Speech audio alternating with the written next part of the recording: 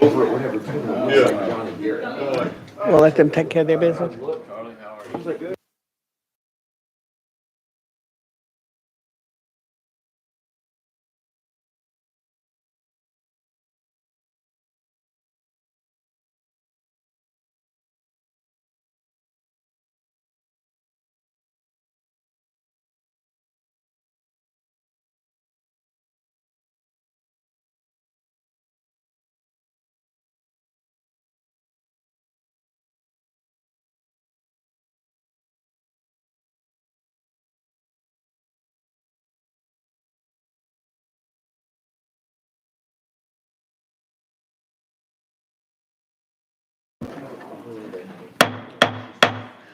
Good morning. I'd like to call the Finance, Ways and Means Committee to order for March the 11th, 2024. Members, let the record note this is our last day of budget hearings. Only Representative Freeman was the only one paying attention. Mr. Clerk, would you please call the roll? Representatives Barrett, Boyd, Camper, Cochran, Crawford, Faison, Freeman, Gant, Garrett, Hawk, Hicks of Hawkins, Hicks of Washington, Kiesling, Lamberth, Love, Lynn, McKenzie, Miller, Moon, Parkinson, Shaw, Sparks, Whitson, Williams, Zachary, Vice Chair Baum, Chair Lady Hazelwood. Here. Thank you, Mr. Clerk. Before we get underway, personal orders and announcements. Chairman Hawk, I believe you want to be recognized. Thank you, Madam Chair and members, and I appreciate what's back at the cloakroom for us as well. So thank you for celebrating our last Monday. I do have an example of cruel and unusual punishment. My 12-year-old Caitlin is in the audience. She's in the she's going to be on the House floor paging this evening and also on Thursday morning. So if y'all can make Caitlin welcome, I'd appreciate that. Welcome, Caitlin, but I do think you need to speak to your father about better spring break options for yourself. Chairman Kiesling. Thank you, Madam Chair. Members, those Pickett County High School girls, I just want to announce they are now the Class 1A Girls State Champion from downtown Byrdstown, Tennessee. So thank you. Congratulations. Any other personal orders or announcements?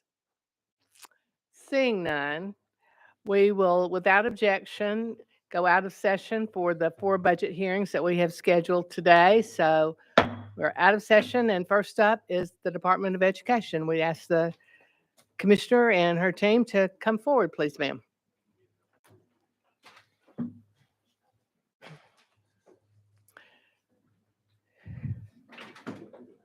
Good morning, Commissioner Reynolds. Welcome to the Finance Committee, and we're so excited to see you since it's our last Monday for budget hearings. Thank you. It's good to see you. If you would introduce your team, and then we'll just ask you to get underway with your presentation, please. Yes, ma'am. Thank you, Madam Chair and members of the committee. My name is Lizette Reynolds, Commissioner of Education, and I'm here today to discuss the Department of Education's budget for the 24-25 fiscal year. I'll first ask my team to introduce themselves. Sam Piercy, Deputy Commissioner. Christy Brown, Chief Academic Officer. Mary Ann Dursky, Chief Financial Officer. Jack Powers, Assistant Commissioner of Policy and Legislative Affairs. Shannon Gordon, Chief Operating Officer. Thank you. First, I want to say again, thank you for your commitment to all Tennessee families, students, and educators. I continue to be humbled by the work you, the governor, and our school leaders have done to ensure Tennessee students continue to experience increased expectations of their abilities to academically succeed. Before diving into the specifics of our budget requests, I want to once again quickly highlight the accomplishments of both your investments and decisiveness of your actions. Things to always keep in mind as we ask for funding to help continue the life-changing work we are all doing for our children. Before I go into budget specifics, I want to share some funding data that I think you will all be interested in, especially related to literacy and learning acceleration. In a notable recognition by the Education Recovery Scorecard, a collaboration between the Center for Education Policy Research and the Educational Opportunity Project, and I'll quote, Tennessee has been a leader since the beginning of the pandemic. Tennessee's academic recovery between 2022 and 2023 was among the most robust measured in any state, just behind a couple of states in math and 4 states in reading.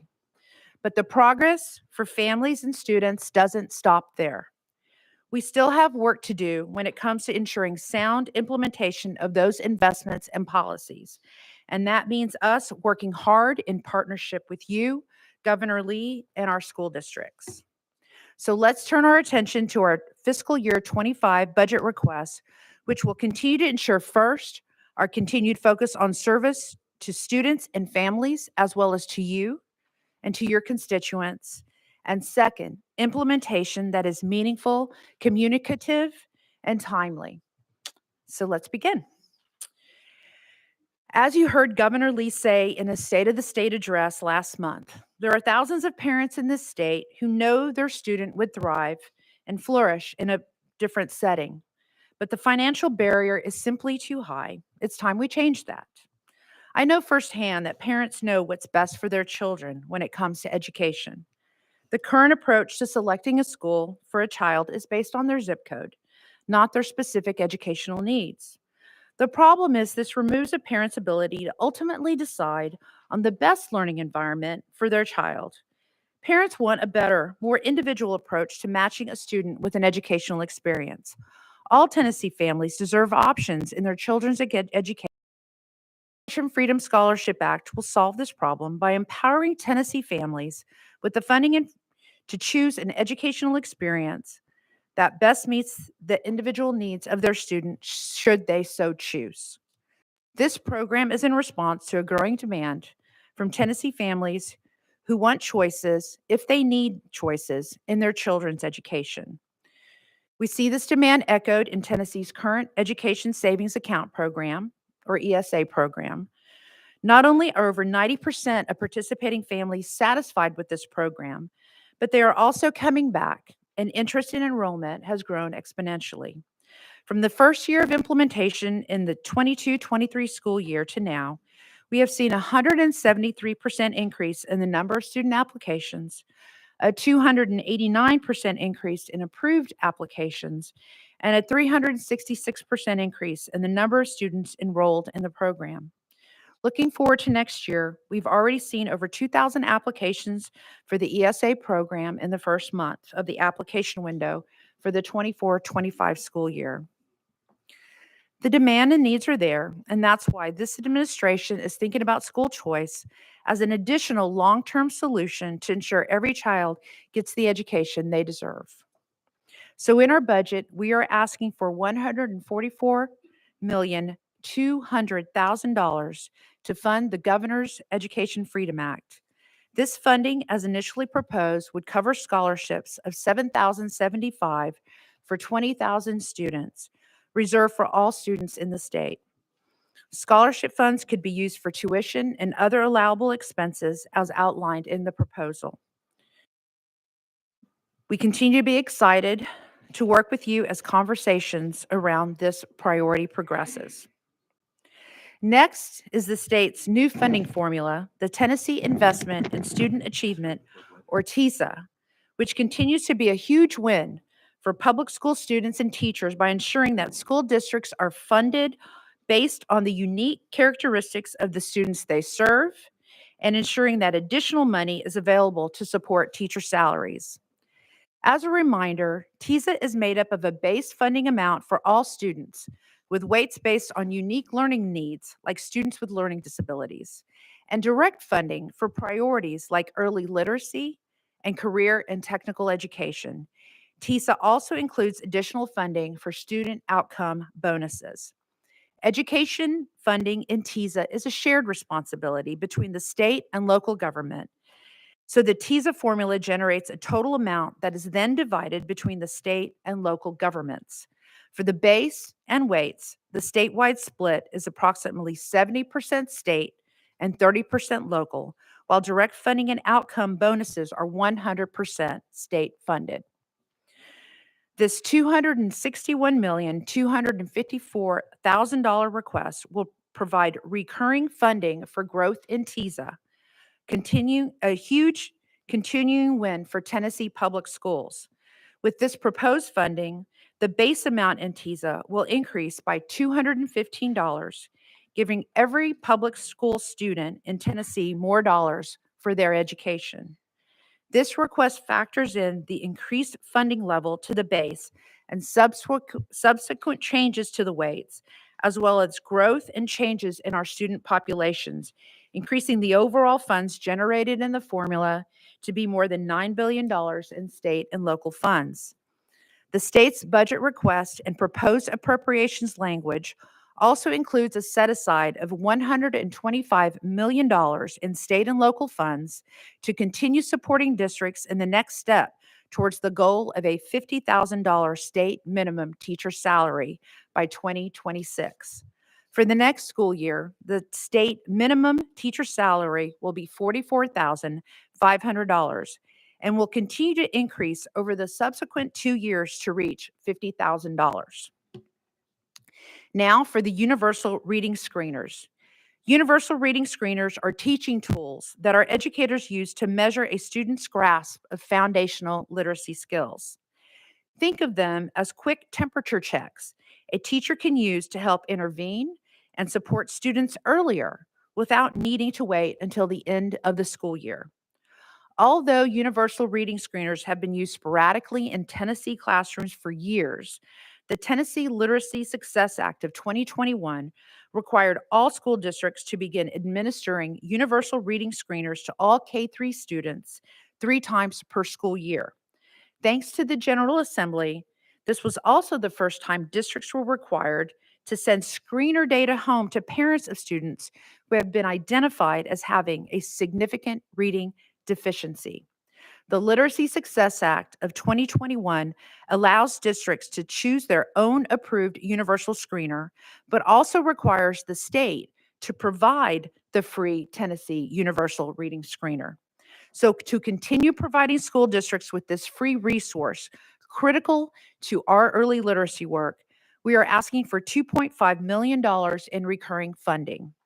Currently, over 2/3 of our districts are using this free screener provided for by the state. For the past 3 years, we intentionally leveraged federal relief funds to provide the tool. But as those funds are expiring, this budget request will continue to allow us to provide this resource for free to school districts as required by law. Moving on, I'm excited to share some updates in our ask for the AP Access for All program, which we operate with the Niswonger Foundation. This program has realized tremendous success, particularly in our rural communities, in increasing opportunities for all students to access college-level coursework while still in high school. Since the program began 2 years ago, we've seen a 47% increase in districts offering AP courses and over 4,000 students enrolling in AP coursework. This year alone, 98% of public school districts are participating and more than 2,000 students are enrolled. We're also seeing a significant improvement in the outcomes achieved. The overall pass rate is 84% and more than 1,800 college credits have been earned. Most importantly, this equates to a potential $1.2 million in tuition savings and $300,000 savings in exam fees for families, increasing the likelihood a student will enroll and persist in the college and pathways of their choice. As a result of this success, we are requesting $3.2 million in recurring funding for the AP for Access All program. These requested funds will allow the program to continue in future years, serving more and more Tennessee students. Next, I'll discuss an ask we have related to summer learning programs. Summer learning programs were originally created as part of the Learning Loss Remediation and Student Acceleration Act of 2021. And these camps have been critical to our rising K through 9th grade students in two ways. First, as a way for students to continue to recover from the pandemic, and now to allow students a path to continue their learning over the summer as a lever against the dreaded summer loss phenomenon. Although the federal government originally permitted the use of federal temporary assistance for needy families, or TANF funding, to support districts in paying for initial summer programming, they recently reversed course on that decision after the 2023 year. In partnership with the Department of Human Services, we are contesting and appealing this reversal. And rest assured, we will fight for every dollar for Tennesseans. In the meantime, we are asking for $30,707,200 to provide recurring funding for summer learning programming.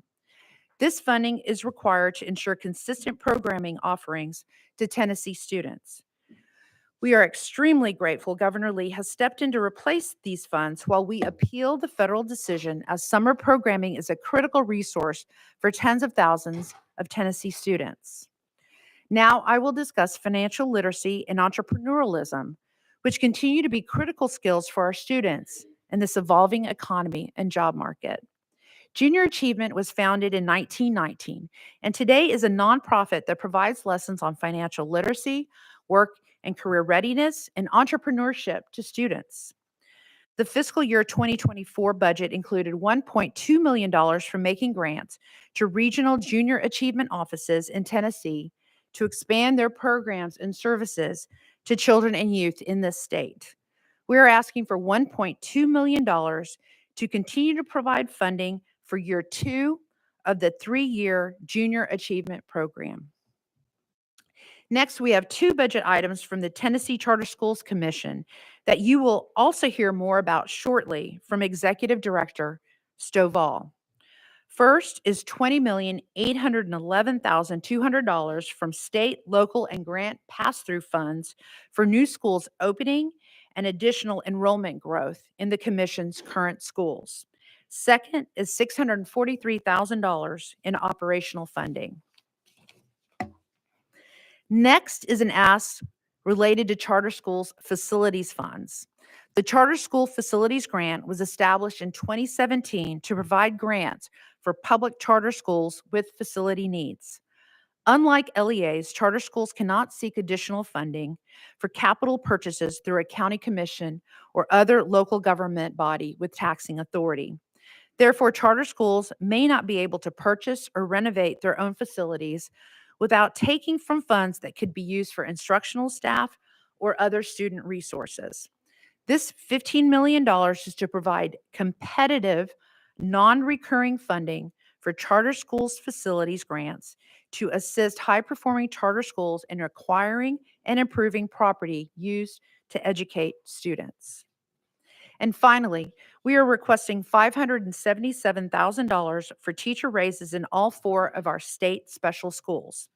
This request is one submitted annually that allows us to recognize the years of experience and professional development attainment of the teachers in our state special schools that are serving some of our highest needs students. And that, Madam Chair and committee members, constitutes our fiscal year budget request. I can pause here for questions, or I can continue to our supplemental budget request for fiscal year 23-24. Let's just go on and complete all of the budget requests, and then we'll have questions overall. Yes, ma'am. As you know, the safety of our students continues to be a top priority. During the recent special legislative session on public safety, the General Assembly appropriated $10 million via Public Chapter 4 of 2023 to the Public School Security Grant to provide additional support to public schools who had not been able to secure a full-time school resource officer while local law enforcement was still ramping up. The grant was designed to continue to meet the needs of public schools as identified in their school security assessments, a tool created in collaboration with the Tennessee Department of Safety.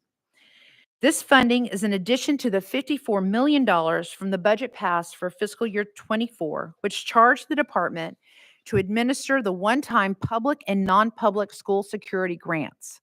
We know districts and schools are leveraging these recent investments and are deeply vested in creating safe schools for our students.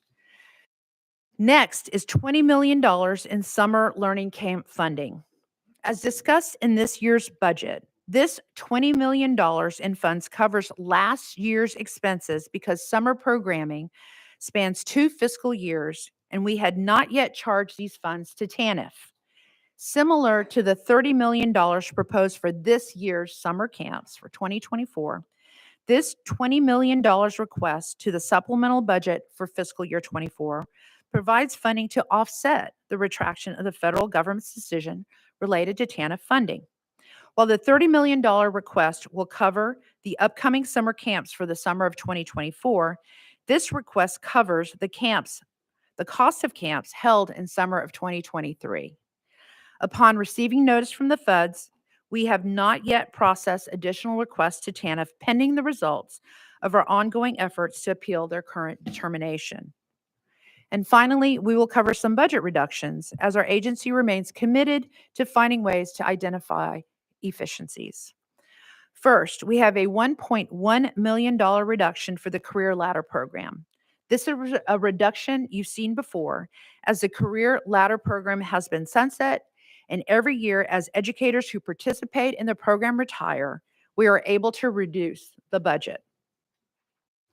Next, in our continued efforts to leverage available federal relief funding to offset state expenditures where appropriate, we have a $19 million reduction in state funds for summer programming being replaced with federal relief funds as approved by the Financial Stimulus Accountability Group, or FSAG. This strategy was approved beginning 2 years ago and included a total of $102 million of the State Fiscal Recovery Fund allocated over the period of the grant, with $65 million allocated to the prior 2 years of summer camps. We will leverage an additional $19 million of these funds for the upcoming summer camps, continuing to use available resources as efficiently as possible to serve all Tennesseans. Madam Chair and committee members, this concludes the department's presentation. Happy to take any additional questions you may have. Thank you, Commissioner. There was a lot of information there. I do have a number of people on the question list, but I'm just going to do some kind of random hit and miss questions for my own understanding in the beginning. Help me, the $30 million that is in the budget for summer learning camps, that is for the upcoming summer. $20 million is to repay the expenditures from summer of 23. When do we expect to hear, I mean, how long will the appeal process take? Do we have any idea when we will have a firm decision from the federal government?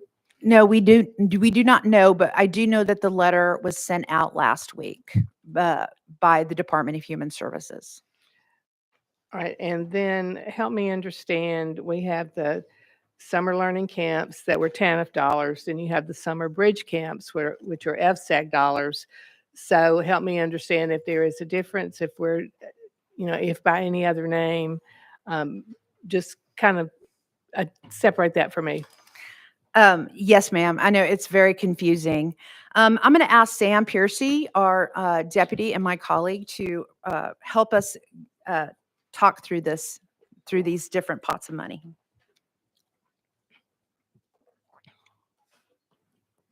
Good morning. Good morning, Sam Piercy, Deputy Commissioner. Yes, Chair Lee, they actually all operate as one pot. That was one of the improvements that we made to the camps based on district requests, was to have a little bit more flexibility to serve all the camps out of the same pot of funds. So even though they are listed as summer learning camps versus summer bridge camps, and those do reference various grade bands, they're all treated the same from a grant perspective.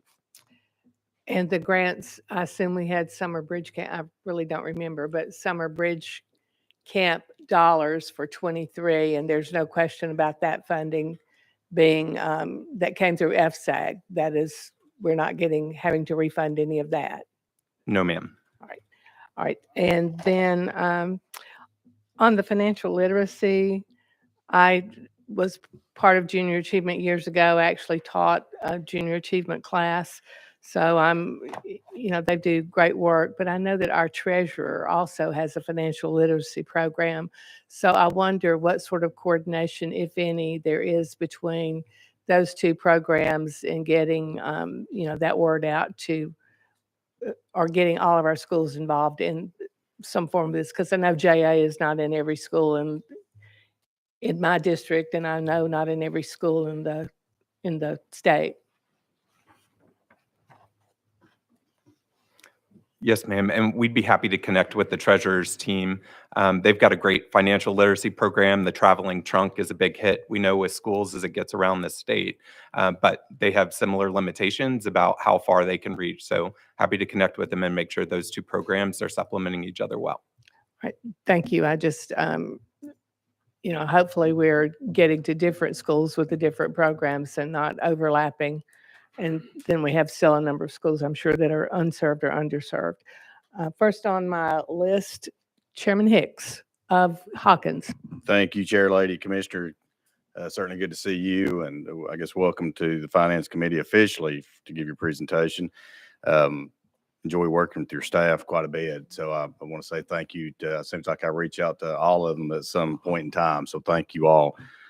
What I want to go back to is the TISA formula increase of $261 million. And you talked about it, alluded to it several times, but can you drill down to exactly what we're funding in the TISA in the $261 million? What is it actually doing? Yes, sir. Thank you for that question. Again, I'm going to ask my colleague, Sam Piercy, to please respond to your question. Yes, sir. So of the $261 million, about $74 million of that is representative of changes in growth in student population based on our fall projection numbers.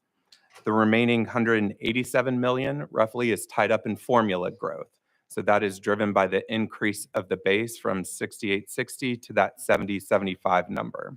And coming up with that is first and foremost driven by the commitment to the educator salary increases, which represents $125 million of state and local dollar increases to the base.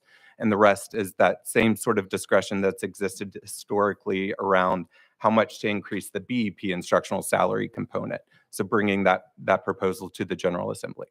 And so just to make sure I'm clear, the $261 million is not all state funding. It is local and state. Is that correct? The $261 million is all state dollars, sir. Okay, the $125 million, I'm sorry, I misspoke. The $125 million, that is local and state, right? Yes, sir. Makes up, that's the 70-30. Yes, sir. That we talk about. So how much growth is projected for the ADM? Mr. Piercy. Thank you. We projected about a 0.5% increase on ADM, and we will continue to monitor that as our spring data comes in. Chairman Hicks. And then can you just talk about a little bit, how do other states with student-based funding formulas, how do they adjust their base annually? How are they doing it? I guess, let me just ask that. Sir, it's a mix across states. So as you can imagine, different states put different emphasis levels on what they're doing in the base versus in the weights. So you may find some states that have very low bases and very high weight values. I think that contributes to a difference in approach and how they look at that. For some states, it's tied to salary increases like we do here in Tennessee, and others, it is a completely discretionary decision of the General Assembly through their own appropriations processes. Okay, and so you said formula growth was 187 million. So is that where the 125 million fits in with the teachers? Because it's 261, and I'm trying to make this math work. Is that where that is? Yes, sir. Deputy, okay. Okay, thank you very much, Madam Chair. Chairman Zachary.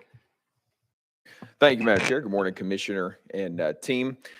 This committee was hoping that our former colleague and former member of this committee, Bill Dunn, would be sitting there in the hot seat with you. Hopefully next year we can have him sitting there. He deserves to take some of these questions. I'd like to spend just a couple of minutes talking about the universal reader screener. Specifically, in the proposed budget, we have $2.5 million in recurring state dollars for their screener to replace federal ESSER funds. When the Literacy Act was enacted in 21, the department stated that they were already in the process of developing a screener using ESSER funds that would cover the annual maintenance and operation costs. How have those costs been covered to date? Thank you for that question. The cost to the universal reading screener have been covered to date by ESSER funds. Chairman Zachary. Thank you, Madam Chair. So how much has been spent, in annual maintenance and operation for the universal reading screener? Thank you for that clarification, sir. Sam, can you please answer that question? Mr. Piercy. 7.5 million over the course of the 3 years. Okay. And then, Madam Chair, I've got a couple, if I may. Go right ahead. And so what will the 2.5 million be used for then? The same contract expenditure cost at 2.5 million per year. Okay, because we're losing the ESSER funds, is that correct? Okay, all right. What would happen if, in the absence of funds, if those weren't provided to the department? We would need to find another way to comply with the Literacy Success Act that says we'll have a free option available for all districts. Okay. And then, Madam Chair, just a couple more. You had mentioned, Commissioner, that districts were, if I understood you correctly, different districts were using different screeners. If so, how many districts and how many screeners are being used total? So there are 7 screeners, including the state provided screener. Over 2/3 of our districts are now using the state provided screener. Christy, is there anything else that you would like to add to this? You recognized. Thank you, Christy Brown, Department of Education. Our reading screeners, of course, is used 3 times a year by teachers to check for foundational literacy skills and be able to also notify parents of any deficiencies.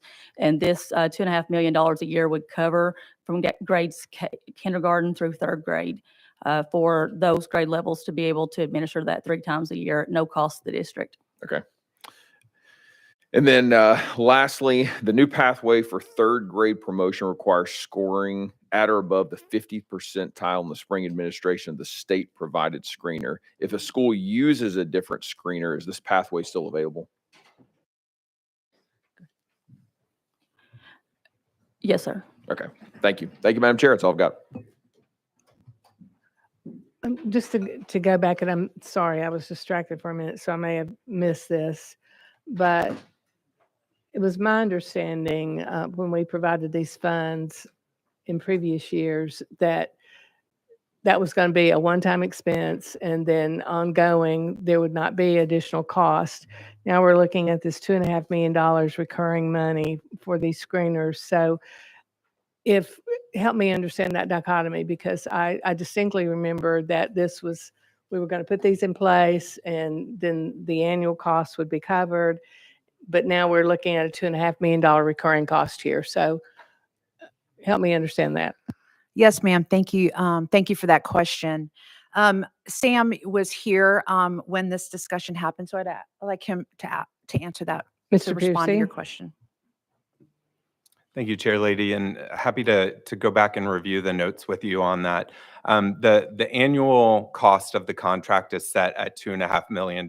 So that's where that cost is coming from, that the state is incurring on this. I can't quite speak to the prior discussions on it, but again, happy to dig in on any notes that may exist there. All right. Thank you. And perhaps my memory is not serving me well, but I guess I am concerned to a great extent, because when we got these additional federal dollars, we talked about using these one-time dollars. We all recognized that they were one-time dollars. We talked about using them in one-time ways to bridge the gap, to take care of a crisis situation. But then recognizing these dollars were going away, then our goal was not to have the state have to pick up all this additional funding.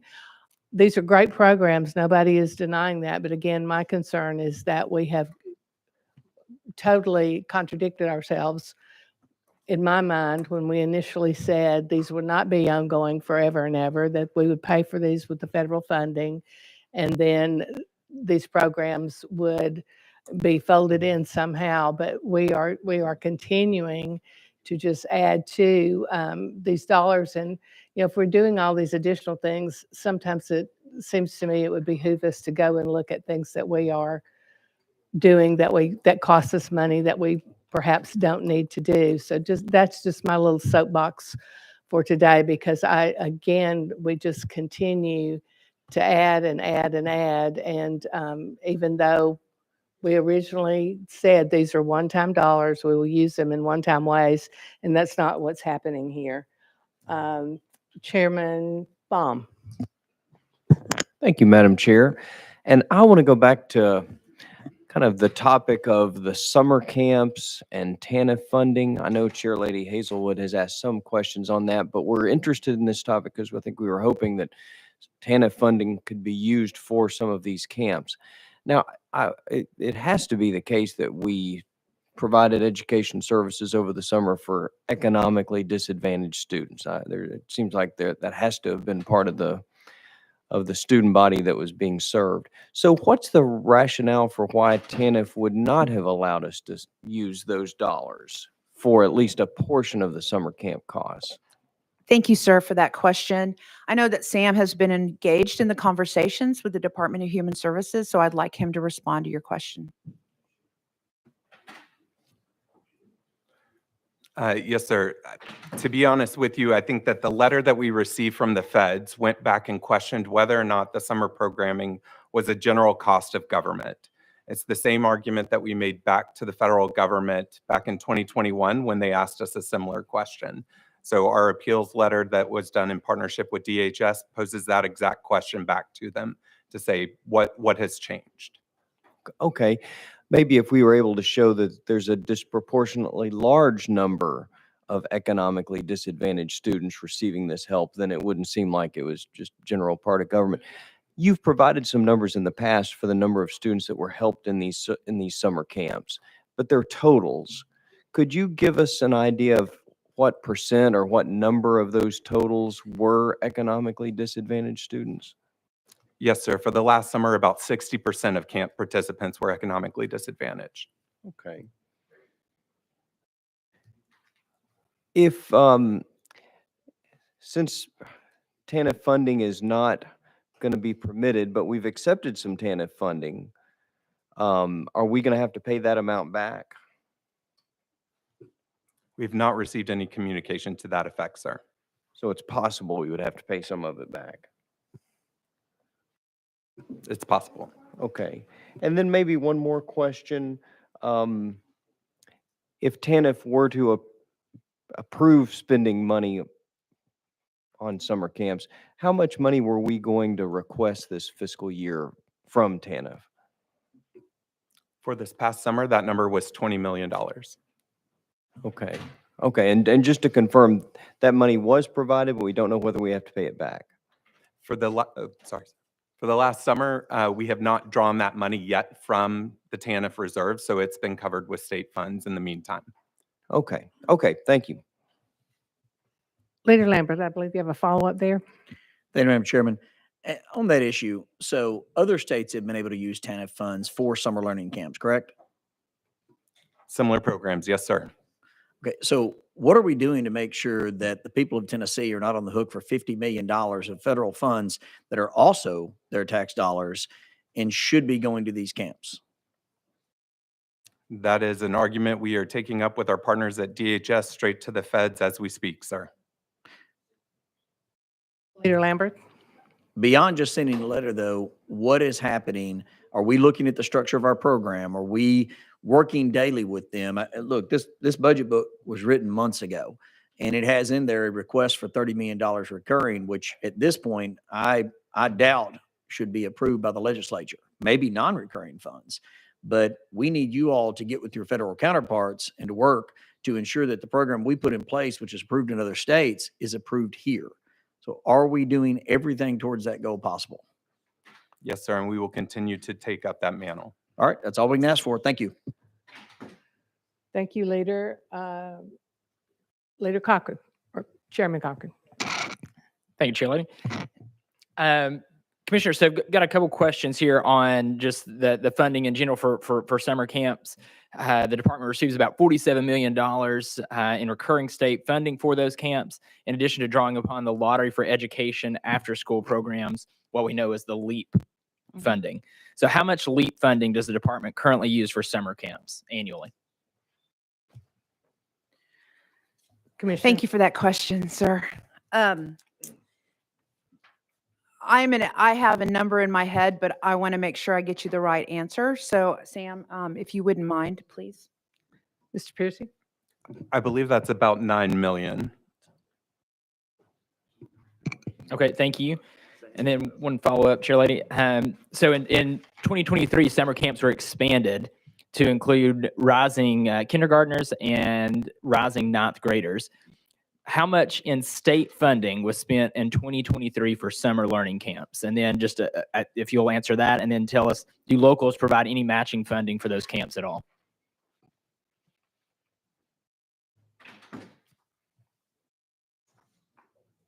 One second, sir. Thank you. I can answer the last one very quickly. The locals are not required to put in any match funds for summer camps. And then happy to get you that number on the state funds. Okay, yeah. If you could send your answer to Chair Lady Hazelwood, and then she'll send it to the committee. But yeah, ultimately we want to know how much state funding in 2023 was spent for the summer learning camps.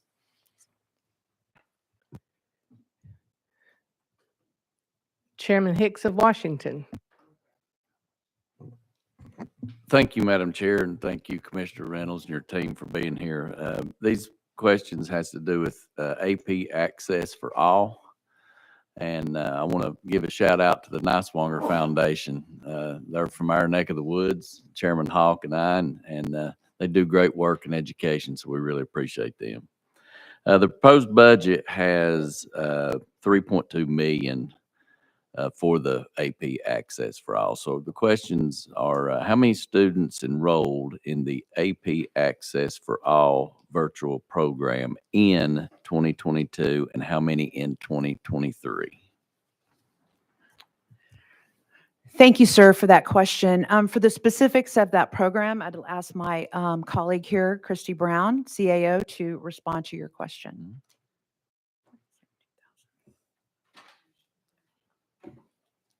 Ms. Brown? Thank you.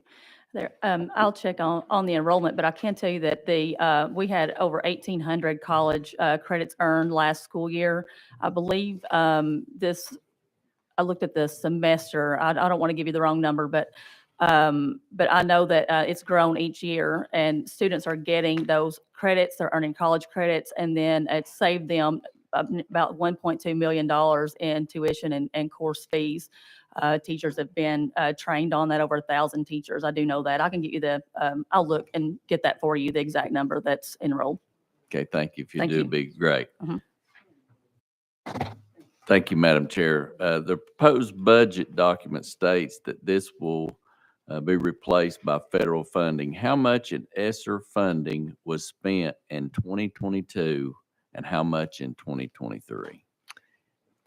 And Commissioner, before you go there, I believe Mr. Bowers may have had something he wanted to add to the previous answer. Thank you, Madam Chair. Representative Hicks, I can clarify for you that enrollment data real quick. So this is data from fall of 2023 for AP Access for All. We saw over 2,000 students enrolled in August of 2023. That was up over 500 students from the fall of 2022. That includes 115 enrolled sections covering 21 AP subject areas. And we saw enrollments from rural schools grow 52%, with students from 49 different rural high schools, and that's with an 18-to-1 student-to-teacher ratio. Thank you, Mr. Bowers. Now, Chairman Hicks, I'm sorry. Get back to your last question. Commissioner, do you need that repeated, or are you prepared to answer Chairman Hicks' latest question? Yes, sir. If you wouldn't mind just repeating it real quickly. The proposed budget document states that this will replace federal funding. How much ESSER funding was spent in 2022 and 2023? So thank you again for that question, sir. Sam and I were talking, we would like to be able to get back with you with that specific number, if that's okay. Yes, sir. Chairman Hicks. Thank you, Madam Chair. That'd be fine if you let the chair lady know and get that with her. And one last question, what specifically will these funds be used for that's in the proposed budget? Thank you again for that question. My colleague Christy Brown will answer that question. Ms. Brown? Yeah, are you asking specifically for the AP Access for All? Yes, how much of the ESSER funds and what will those be used for? Oh, the dollars are used to pay for the courses through College Board, that for the AP courses that students would normally have to pay for. So it'll be paid, that's the bulk of what is the money would be going for. It also goes for the teacher training across the state. And then there's some funding in there also to help teachers with things that they may need for their classroom for students. And where's the technology funding for the connectivity for these classes? Those classes are typically taken at the school. But I do know, again, through some of the grants that teachers can get through their training and when they go through the program, that they are able to also get additional technology, other things that they may need to run the program in the classroom.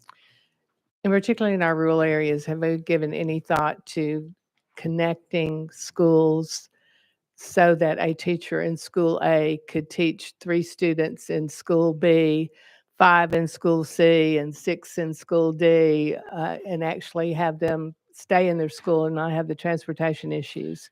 Yes, I think that does happen, ma'am, and in some places. And I know in our rural areas that this program is really expanded and it's available, I think, in 98% of our high schools in Tennessee now. So they are able to have access, and I've not heard anything that they're having issues with that. So they are finding ways to do that. I just think, I know that sometimes it's difficult to find a teacher in X high school to teach an AP math course or an AP biology course or whatever, but there might be one in the district that could do that. So I Yes, look ma'am. forward to continuing to make that available. Yes, ma'am. On the achievement school districts, can someone tell me currently who's running those school districts? How are they being managed? Is your department doing that? Who's doing that? Yes, ma'am. Our interim director, our program is being run in the interim by Shannon Gordon, our chief operating officer, who is sitting here at the table. Ms. Gordon, if you can tell me, there are currently, I think, 26 positions within the department that are allocated to the achievement school districts. So what is going to happen to those 26 positions? They're shown in the budget document under ASD, and I understand that these achievement school districts are being moved out of the department under the charter schools. So help me understand where those positions are going to be, where they're going to be moved to, and why we're looking at funding in the budget and the location where it is. We have abolished all but 8 of those positions already this year. So currently there are only 8 staff supporting the 13 schools currently in the ASD. At the end of this current school year, there are only 6 schools that remain in the ASD, and staff will be downsized as appropriate to support the remaining schools in the ASD accordingly. Staff is only supported by the revenue generated by the user fee. So, okay, does their funding come from TISA, or is their funding from a separate source? funding is supported to the schools from TISA, and then from the fee generated by those schools supports the administrative costs. So it's important that the staff is downsized appropriately based on the number of schools supported All right, thank you. Chairman Whitson. Thank you, Chair Lady, and I know there's a lot of questions, so I'll be brief. Again, I appreciate what you and your team are doing for improving our school safety. That much needed. And also, I just want to say it's great to have a Sam next to you. He seems to be a go-to guy and doing a great job too. First of all, Commissioner, you mentioned allowable expenses. What do you mean by allowable expenses under the $7,000 public funds that be allocated to individuals under the voucher program? So yes, allowable funds include allowable expenses include tuition, transportation, software and hardware, books, et cetera. Okay, thank you.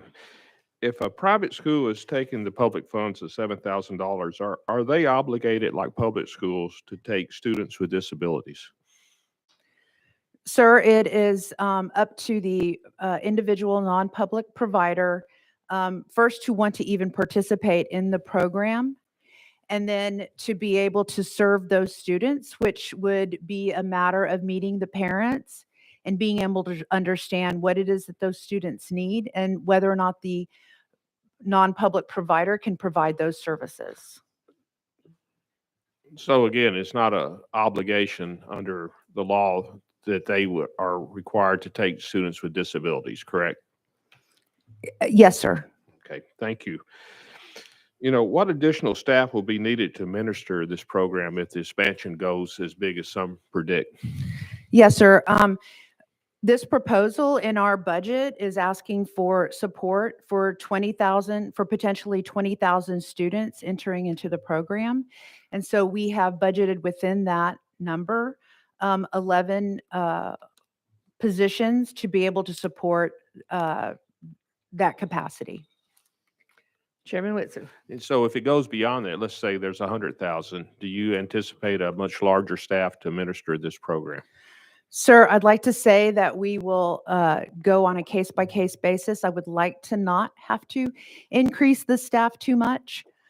So again, right now, because this is specifically capped at 20,000, that is all we need at this point.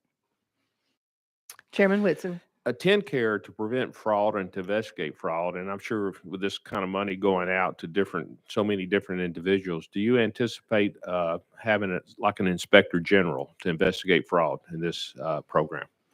Sir, thank you for that question. We appreciate that. It's a very important issue to prevent fraud, waste, and abuse.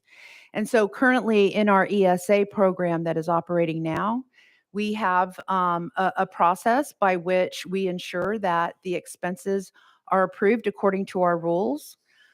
So there is no direct money exchange between the state and the parent. It goes through a process at the Department of Education.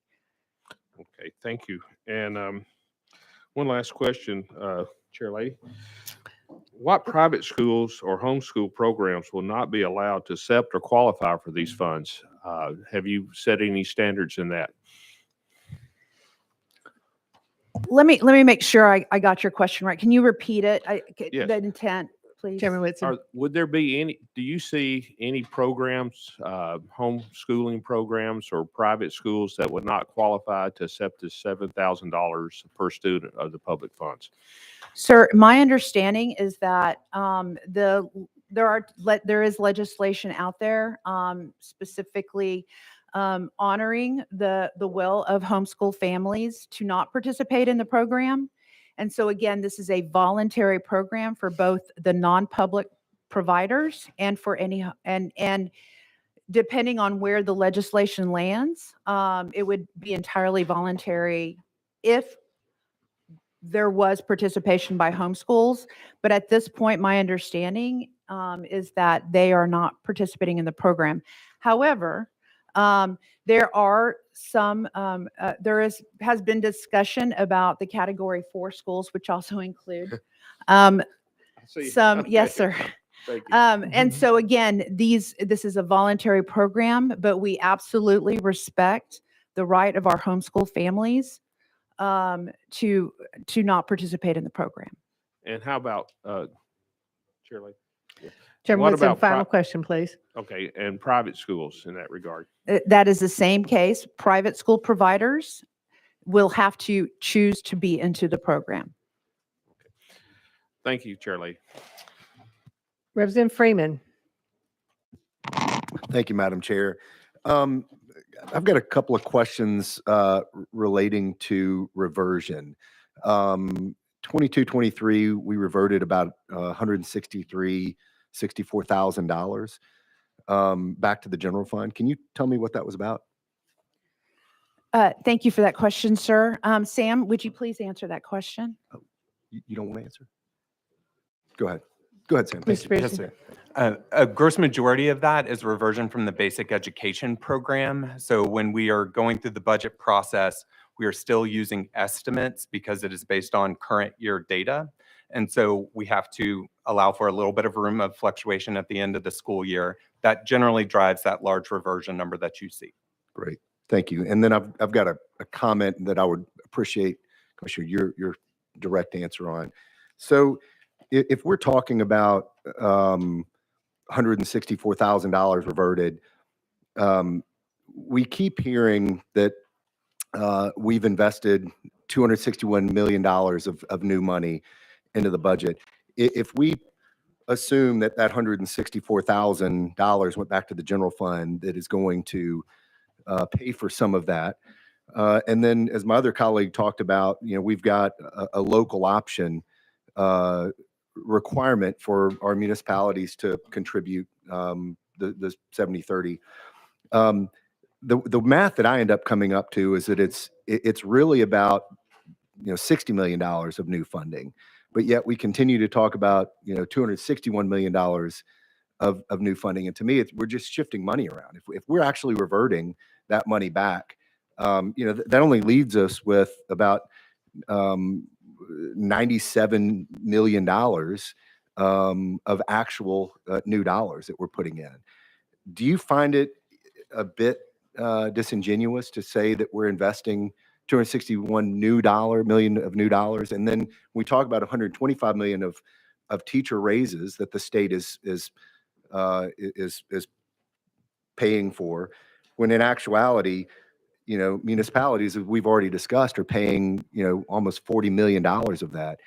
Do you have a comment to that? Is my math off? I'd love, if it is, I'd love for you to correct me. Sure, sir. There is a lot in that question, but I really appreciate that. I think what I'm a little confused, did you mean $164 million? Yeah. Okay, Sorry. because Yeah, you kept sorry. saying $164,000. Sir. Yeah.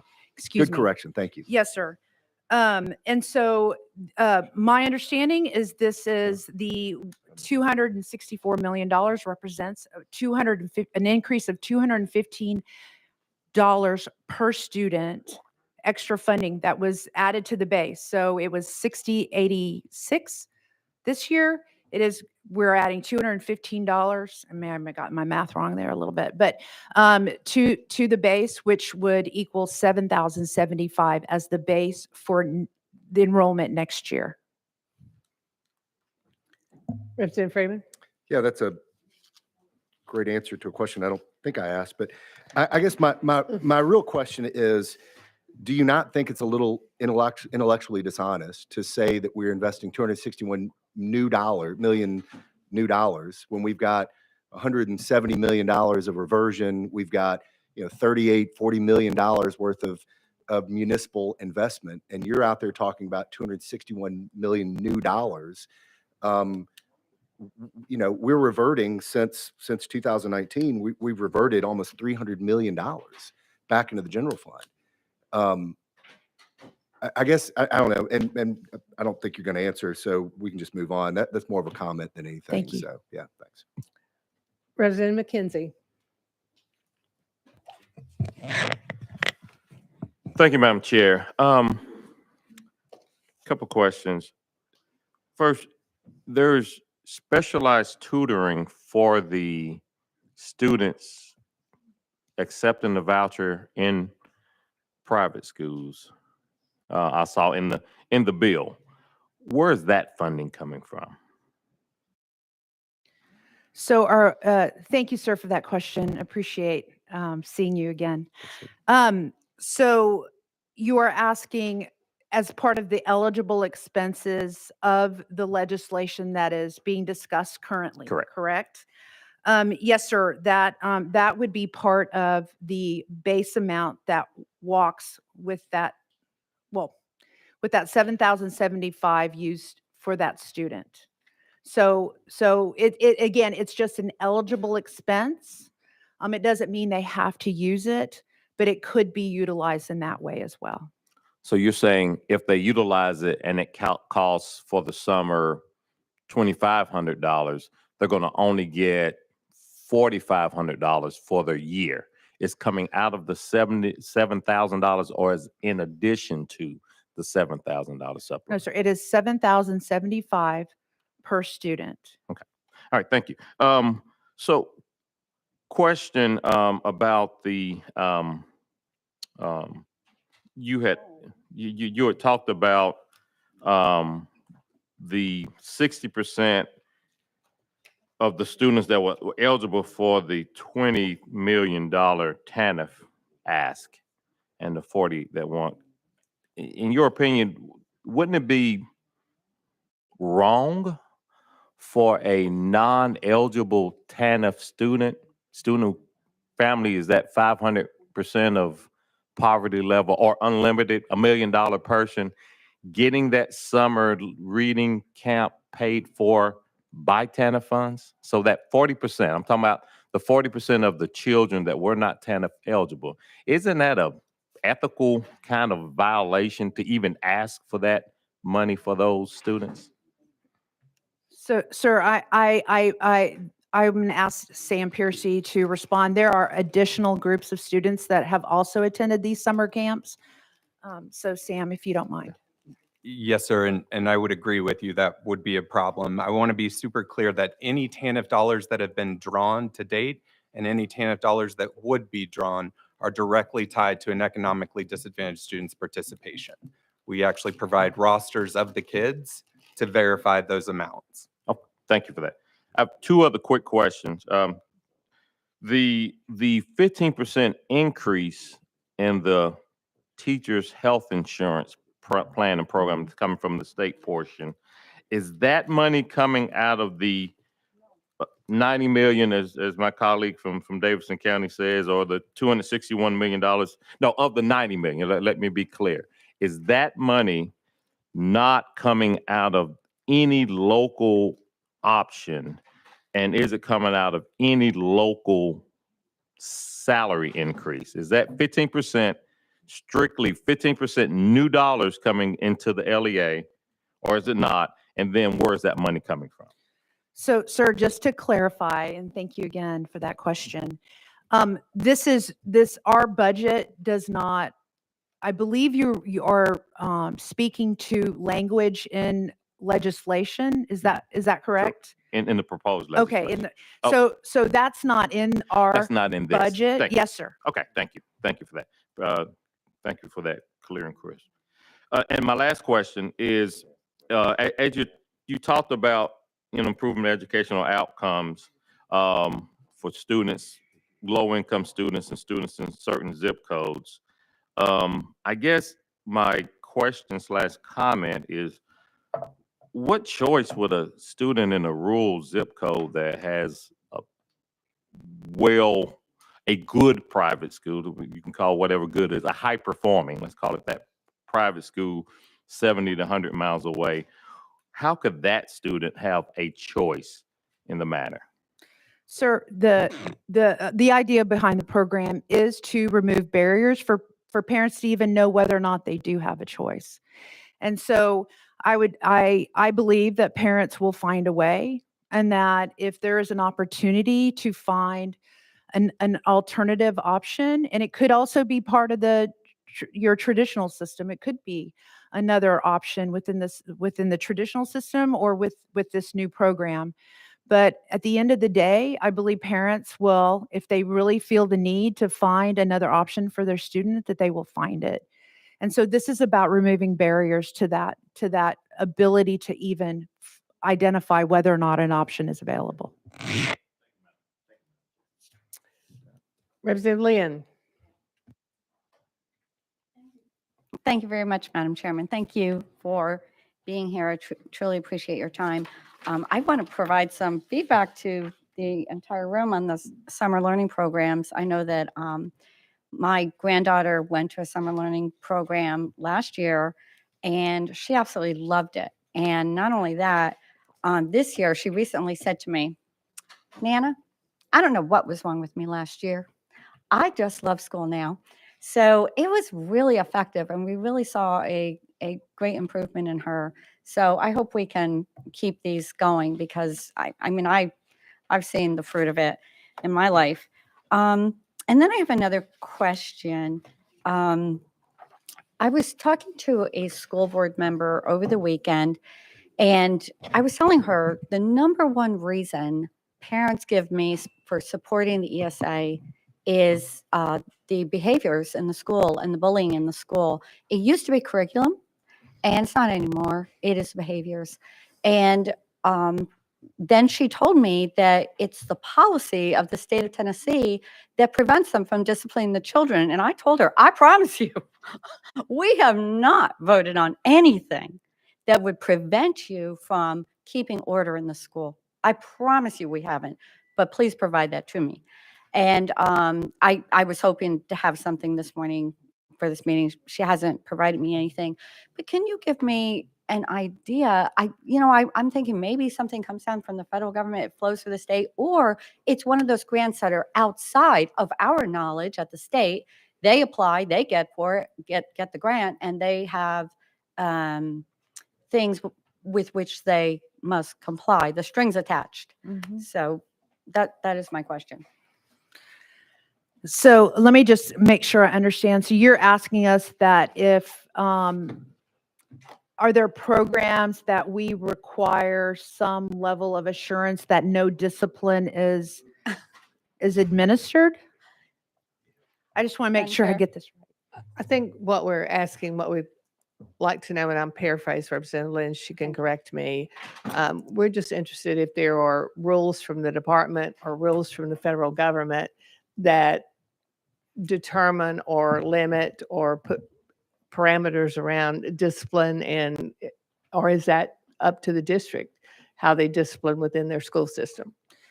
Thank you. I want to make sure I get this right, because this is an important question. So I'm going to ask our General Counsel, Christy Ballard, to please come up and respond to the question. Thank you.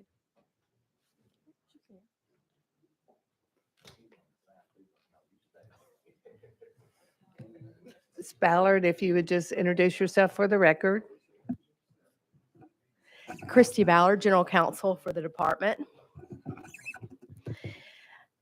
There is nothing in the law, federal or state, that I'm aware of that would be prohibiting districts from proper discipline. In fact, our state law gives school districts broad authority to take action for any disruptions in the classroom, which would include bullying.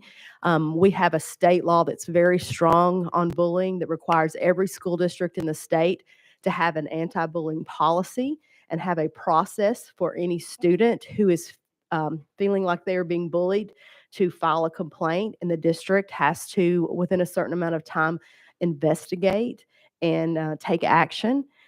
School districts in Tennessee, teachers are required to have annual training on bullying.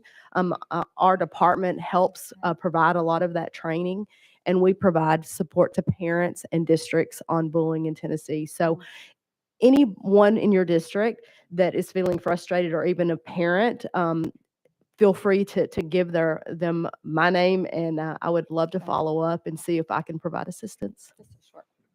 Representative Lynn. Thank you very much, because I hear from a lot of parents, and I urge them, talk to the administration at the school, your school board member, all of that. But they frequently get back to me and say nothing has happened, and it's very frustrating for me. Nothing has improved. And, we're talking classroom, hallways, cafeteria, school bus. That's what we're talking. One father I was talking to on Saturday, just at my granddaughter's guitar lesson, told me that his daughter's repeatedly bullied on the school bus. And when she did finally one day fight back, she was in tears. She came home, all of this. He let the school know. They watched the videotape, and she got in-school suspension because she said a bad word. And he doesn't know what happened to the other kids, but it's extremely discouraging for families. And thank you for confirming what I felt I knew. I appreciate your time. Leader Camper. Thank you, Madam Chairman. Thank you for your presentation. First question I'm a little confused about. In the budget document on page B86,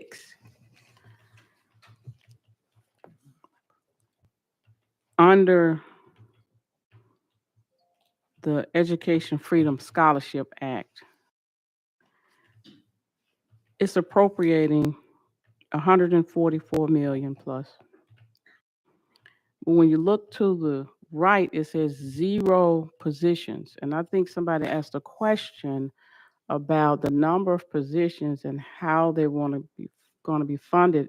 And I think the answer was it was coming out of this pot of money. Was I incorrect in what I heard, or could you explain that to me? Okay, thank you. Yes, ma'am. It was an oversight. Ah. We'll get it cleaned up in the budget amendment process. Okay, so, okay, thank you, Madam Chair. So the 11 positions are actually coming out of this appropriation, just for the record. Mr. Piercy. Yes, ma'am. The funding is represented, not the positions. All right, okay, thank you so much for that. Also, Madam Chair,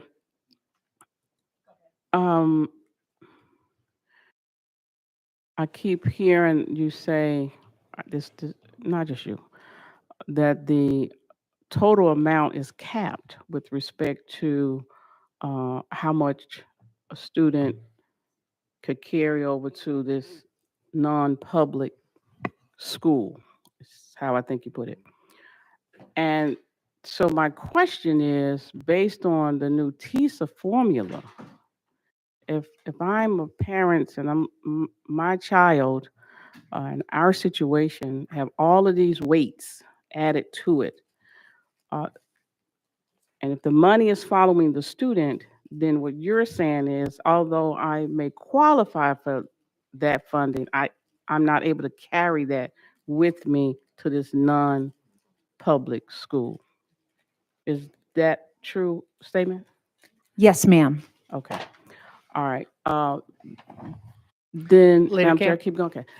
Then, do you feel as if whatever piece of legislation we pass that caps that would be in conflict with the new formula, creating, maybe some legal problems? I'm just curious about that. So, because this is part of our budget request, it's outside of the TISA formula, the way it is provided in our proposal. So, does that make sense? Leader Camper. I hear what you're saying, but it doesn't make sense Okay. because we keep saying the money follows the child. But I get Right. it. I understand it. My time is limited. I get it. It's because it's outside of the formula. And so we need to quit saying this money following the child, because under TISA, money really do. But under this, it really don't. Okay. Correct. Madam Chair, I know our time is running short, and I appreciate your grace. I believe that a lot of these vouchers will come out of my particular district in Shelby County. And no district in this state has experienced what we've experienced from this body with respect to, one, Memphis City School gave up its charter. Okay.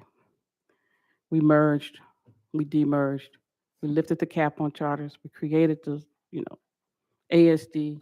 We said it was going to be this amount. It kept going up. Closed 25 schools. I mean, year after year after year, something else was added on top of our district. We changed the standards, told the family and the parents, it's going to look like your kid isn't doing too well, but we're just raising the standards. But then when we did that, we turned around and said, you are failing. Your school is failing. And so the kids are hearing this about failing all the time. And then we put something else on top of it. And now we're getting ready to do the same thing. And it's really, I think my skin is getting a little hot. My blood is boiling right now because before our kids can adjust to the things that we've done, we're adding more to them and then telling them they're failing. I have a problem with that. And I know, yeah, it's a priority schools, but we're telling the kids they're failing. So if 80% of the kids in school are doing great and all they hear is you failing, you failing, you failing, that's a problem. We need to change the language when we talk about this stuff. It's priority, say priority. Stop telling our kids they're failing and then doing things that's hurting them the more. I feel like these vouchers is really gonna have a negative impact on the traditional, even charter schools. Leader Camper, do you have Ma'am, a I question? understand. Yes, ma'am, I do. I'm sorry. Thank you. Appreciate your grace. Appreciate your grace. My Oh, grace is about done. Could we get to the question, Grace please? is over. Grace is over. Praise the Lord. Grace is over. I'll ask my question later. Thank you, Madam Representative- Chair. You've been patient. Representative Shaw. Thank you, Madam Chair. Thank you all for being here. Let me see if I can just kind of get it in a very simple form. The voucher program. How will it affect the public school system? For the record, will it affect one way or the other? Will it take money from the public school system? If when the child leave or the child come back, will the money come back? Simple terms, I just want to hear an answer for that. So there are actually two questions I think I hear. So yes. first, the public school system is subject to loss of enrollment in just many different forms, whether a student leaves the district, they leave the state, obviously the money is no longer funding them. But the one thing about TISA is every day that that public school student is in the classroom, they are generating dollars for that school and that school district. So, Excuse me, I don't mean Yes. to cut you off, but for what school district? so every student in a public school, every day that they're in class, they are generating dollars for their school, education. Yes, yes. sir. And so the second question I think was about whether or not how the money works when they're going in and out of the system. Madam Chair, if you don't mind, when they leave, if they get in this program and leave and go to the private school, then of course the public school is affected by dollars because their child have left. Is that correct? So because this is and I'm trying the reason I'm providing this caveat is because I'm addressing the way our budget is working. And so the way our budget works is the 775 would be separate, so that money would attach to that child. Yes, if that child leaves the school, then they are no longer generating dollars for that school. For that school, right. Yes, sir. If that child leaves and go to the XYZ private school and stay there for a few months and don't work out and need to come back because the public school is required to take those children, what happens with that $7,075 that left? Yes, sir. So I am going to ask, because it is a very critical nuance, if Sam could help me also relay this to you for the record, sir. Mr. Piercy. Yes, sir. So first and foremost, every day, as the commissioner mentioned, that a child is in a public school, they are generating money for that public school system. So if they leave and then they come back, the day they come back, they're starting to generate funds for that public school system again. Representative Shaw. But that's not the question I asked. I asked, do that $7,075 come back with that child? I know they're going to generate it because we got to do something. We got to create a budget for the public school system. We understand that. But do that $7,075 come back to that public school with that child? Mr. Busey? Sir, so I think this actually goes back to the leader's question as well. The 70-75 never left with the kid as these proposals are laid out. They are outside the TISA funding formula. So you have two things happening at the same time. You have whether or not the student is generating TISA dollars for the school in which they are enrolled. To the point you made, if they come back the day they're enrolled, they're generating money. The 70-75 under the proposal is a completely separate pot of money. And if the student unenrolls from a private school, then that account is closed and those funds go back to the general fund. Madam Chair, Representative Shaw? thank you. I know my time is up and we're up. Would you just send somebody to my office, because I've been here almost 23 years, and this is the first budget hearing that I've heard that I haven't understood anything that anybody said. So send someone to my office, please. Yes, sir, we will do that. Representative Parkinson? Thank you, Madam Chair Lady. Commissioner, thank you. You know, and I know we've been known each other very long, but what I do appreciate about you is your brutal honesty. Pretty straightforward, pretty honest about everything, right? So let me, and you just got here. What grade would you give the Tennessee Department of Education as it stands right now? Sir, I think that would be a question for you and for our constituents. But I would say that we have a group of very committed state employees that work every day to ensure that students and districts get the supports that they need. And so from this leadership team, I am very privileged to what I believe is an A team. And and the folks that report to them are also excellent leaders. Again, I'm very blessed in that I came into a department that was ready to work for students, and I have not seen any backtracking from that commitment. All right. So you give the Tennessee Department of Education an A. Is that correct? For me personally, from the work that I have seen, yes, sir, I would say that they are very, very well established. But again, the public is who matters, as does the General Assembly, and I'm sure that we have work to do. Okay, thank you for that. What is the projected percentage of existing private school students that will take advantage of the voucher program? Sir, the proposal that we have before you today is for 20,000 students. I don't have a projection of how many students will take advantage of the program, particularly given that there are a number of different pieces of legislation to address this program. So I can't really answer that question. All I can say is that this does remove barriers for families to figure out whether or not they would like to participate or they would like to stay and continue working with their school district. Thank you for that. That's a little strange to me. Not saying that you're not telling the truth, but with all of the brains that we have and the brain power we have in the Department of Education, we didn't do a projection on how many existing private school students, once it's open to the general public, will take advantage of this. That's a little. Excuse me, I misunderstood your question. Okay. Yes, sir. Okay, so you're asking me how many existing private school students would take advantage of this program? The projection. The projection. Again, no, sir, we have not done a projection.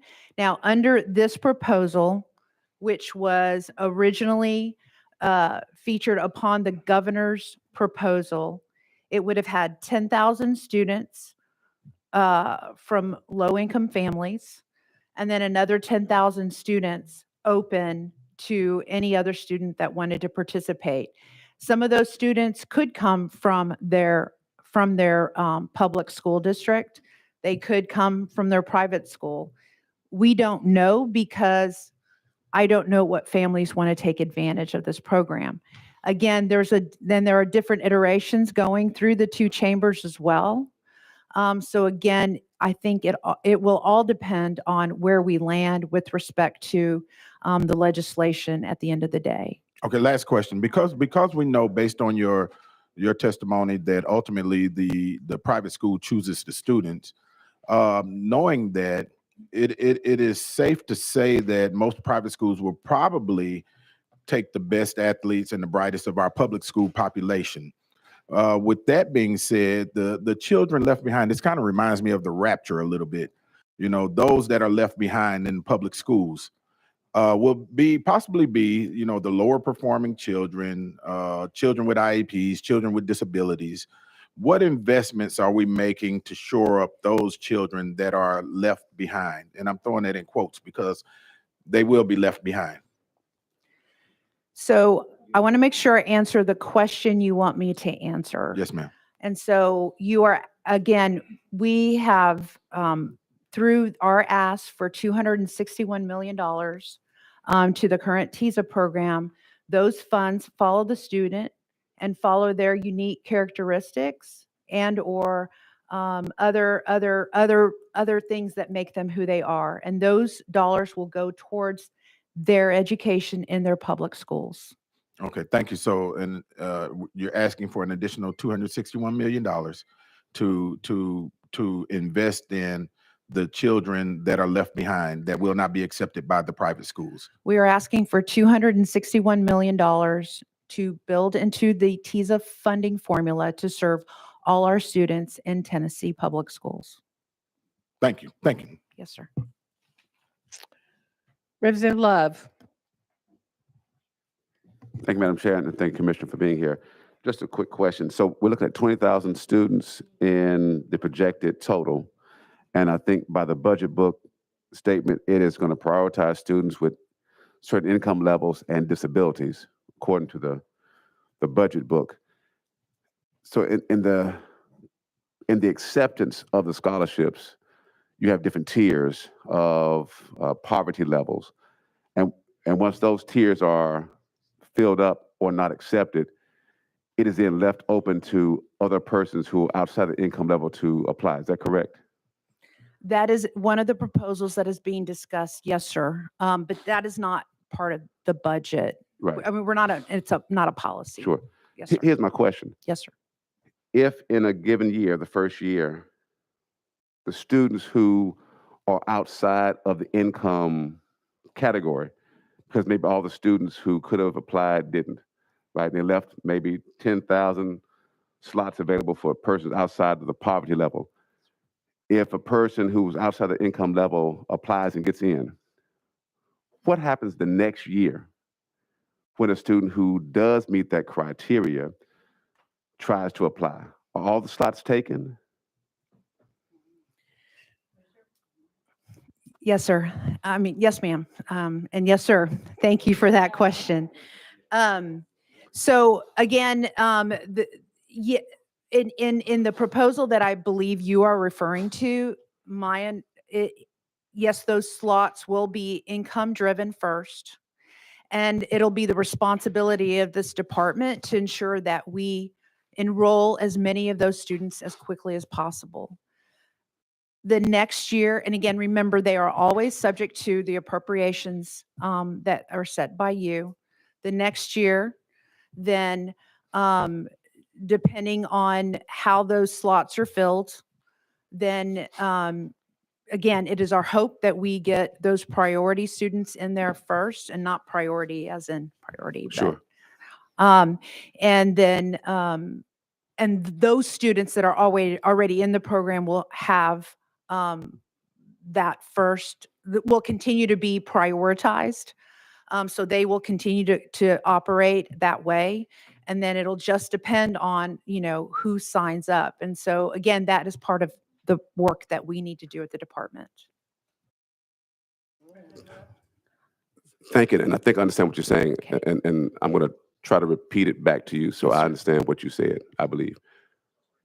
First year, all the income category students don't apply. There's some scholarships left over. Someone outside the category does apply, gets in. The next year, do all the students who were in the first year scholarship program have to reapply? Or are they grandfathered in? they will receive priority yes, they will automatically be the top priority that gets into the program. And that's the way we operate the current ESA pilot. They have the priority. And so but yes, we do require them to apply again, just to make sure that that is really the choice that they want to have for that next year. And this is my last one, Madam Chair. Thank you. So my concern is this. We had a gentleman came and gave a wonderful testimony in the Education Committee about how the private school that he was able to go to helped him tremendously because the school he was enrolled in, I believe he may have had some physical altercations and his parents wanted to seek to get him out of that school. My concern is this. I know the proposal is open up to everybody. After a certain level of income, students don't apply. My concern is this, because of the amount of money that's being proposed for the voucher scholarship, you may have parents who are saying in their mind, we're going to save up our money because we know that the school we want to apply to costs more than $7,000. And we're proposing to have some fundraisers or save some money and apply next year. You very well may find that when they try to apply, all those slots that they would apply for are being prioritized by folks outside that income level. Amen. I thought Karen was giving amen. I'm sorry. So that's my concern, right? Among other things, is that if we're saying what we're saying in the budget book, income disabilities, that once those slots are taken that first year, then when that parent is trying to save up the money for the next year, they will not get priority, even though the program was designed to give them priority. I will commit to you that that is part of the job that we have, the Department of Education. The way we operate now is to ensure that those families that are in the program now will continue to be served in that program. I have had a number of conversations with some current providers or EDI providers right now in the ESA program, and they work with their families to meet those families where they are. And so part of the implementation that we want to be able to fix is to be able to get these families in, applying them earlier so that they can also be recipients of financial scholarships that many of those non-public schools also provide. So, and it's to meet to meet the gap. So again, it is a partnership with the families to make sure that they continue to get served if that is what they choose. Some of them may choose to go back into the public system for other opportunities. Okay. So, yes, sir. Thank you, Commissioner. Thank you, Madam Chair. Yes, sir. Members, we are way over our time. I have a couple of other people on the list. I would just ask that everyone be as brief in their questions and answers as possible so that we can get through them. Representative Barrett. Thank you, Madam Chair. Commissioner, good morning. Good morning. I want to ask about the Education Scholarship Act as well. I'm not on the Education Committee, so I haven't had 4.5 hours to ask questions of you. So, the governor has made it clear that his intention is to expand this in future years to make it available to all children, all school children in Tennessee. And as his chief education officer, I'm assuming that you share that goal as well. Is that correct? Yes, sir, I do. Okay. With that being the goal, and we're only dealing with 20,000 students in this first year, that looks like $144 million. Have you seen the fiscal note attached to the Senate bill? I, sir, have not looked at it. I know that I've worked with Sam Piercy to work with the Fiscal Review Committee and. Well, I have it pulled up, so let me ask a couple of questions about this. In the increase in state expenditures under the Senate bill as amended in year one is $74 million. We'll round it up, $75 million. Year 2, 3, beyond is $287 million. That's the increase in state expenditures. In the body of the fiscal note, it says, without limiting the annual number of participants, the liability to the state could grow significantly. Should all private school students receive a scholarship, the additional increase in state expenditures would be $551 million in fiscal year 25-26. That's just private school students. So my question to you, ma'am, is where does that money come from? So thank you. for that question, sir. It's a great question. The one thing that we know is that it will be subject to appropriation year after year, and that is controlled by you, the General Assembly. So that will be a decision that will be made as to whether or not you want to fund those dollars. So what I hear you saying then, we're asking for recurring monies of $144 million that will be recurring, but it is subject to additional appropriation, which means that money's not guaranteed, which also means this program's not guaranteed. So we're potentially creating a program and a offering incentives or offering an entitlement program to folks that we may eventually not be able to fund. Is that what you're telling me? Sir, the program is subject to your appropriations. You control those appropriations. Representative Barrett, final question, please. Okay, final question. Now, conversely, in that fiscal note, there's also a decrease in local revenues based on the governor's proposal. 20,800,000 decrease in fiscal year 24-25, 46 million and beyond in years beyond. In the body of the fiscal note, it says that for students previously enrolled in a public school who receive a scholarship shift in TISA funding to the out-of-district LEA or the student scholarship account will occur as follows: 69,335,000 in 24-25, 153 million and beyond. So again, we're not only increasing the expenditures of the state dramatically if we expand this across the board, we're also cutting funding to the public schools. Is that not an accurate statement? Is this fiscal note correct? So Representative Barrett, you are speaking to the Senate legislation, correct? Yes, ma'am. Okay, so I would say that we don't know which bill is going to pass. But to respond to the actual fiscal note, Sam Piercy can provide you more specifics if that would be helpful. Sure. Would that be helpful? Okay, great. Sam? Mr. Piercy.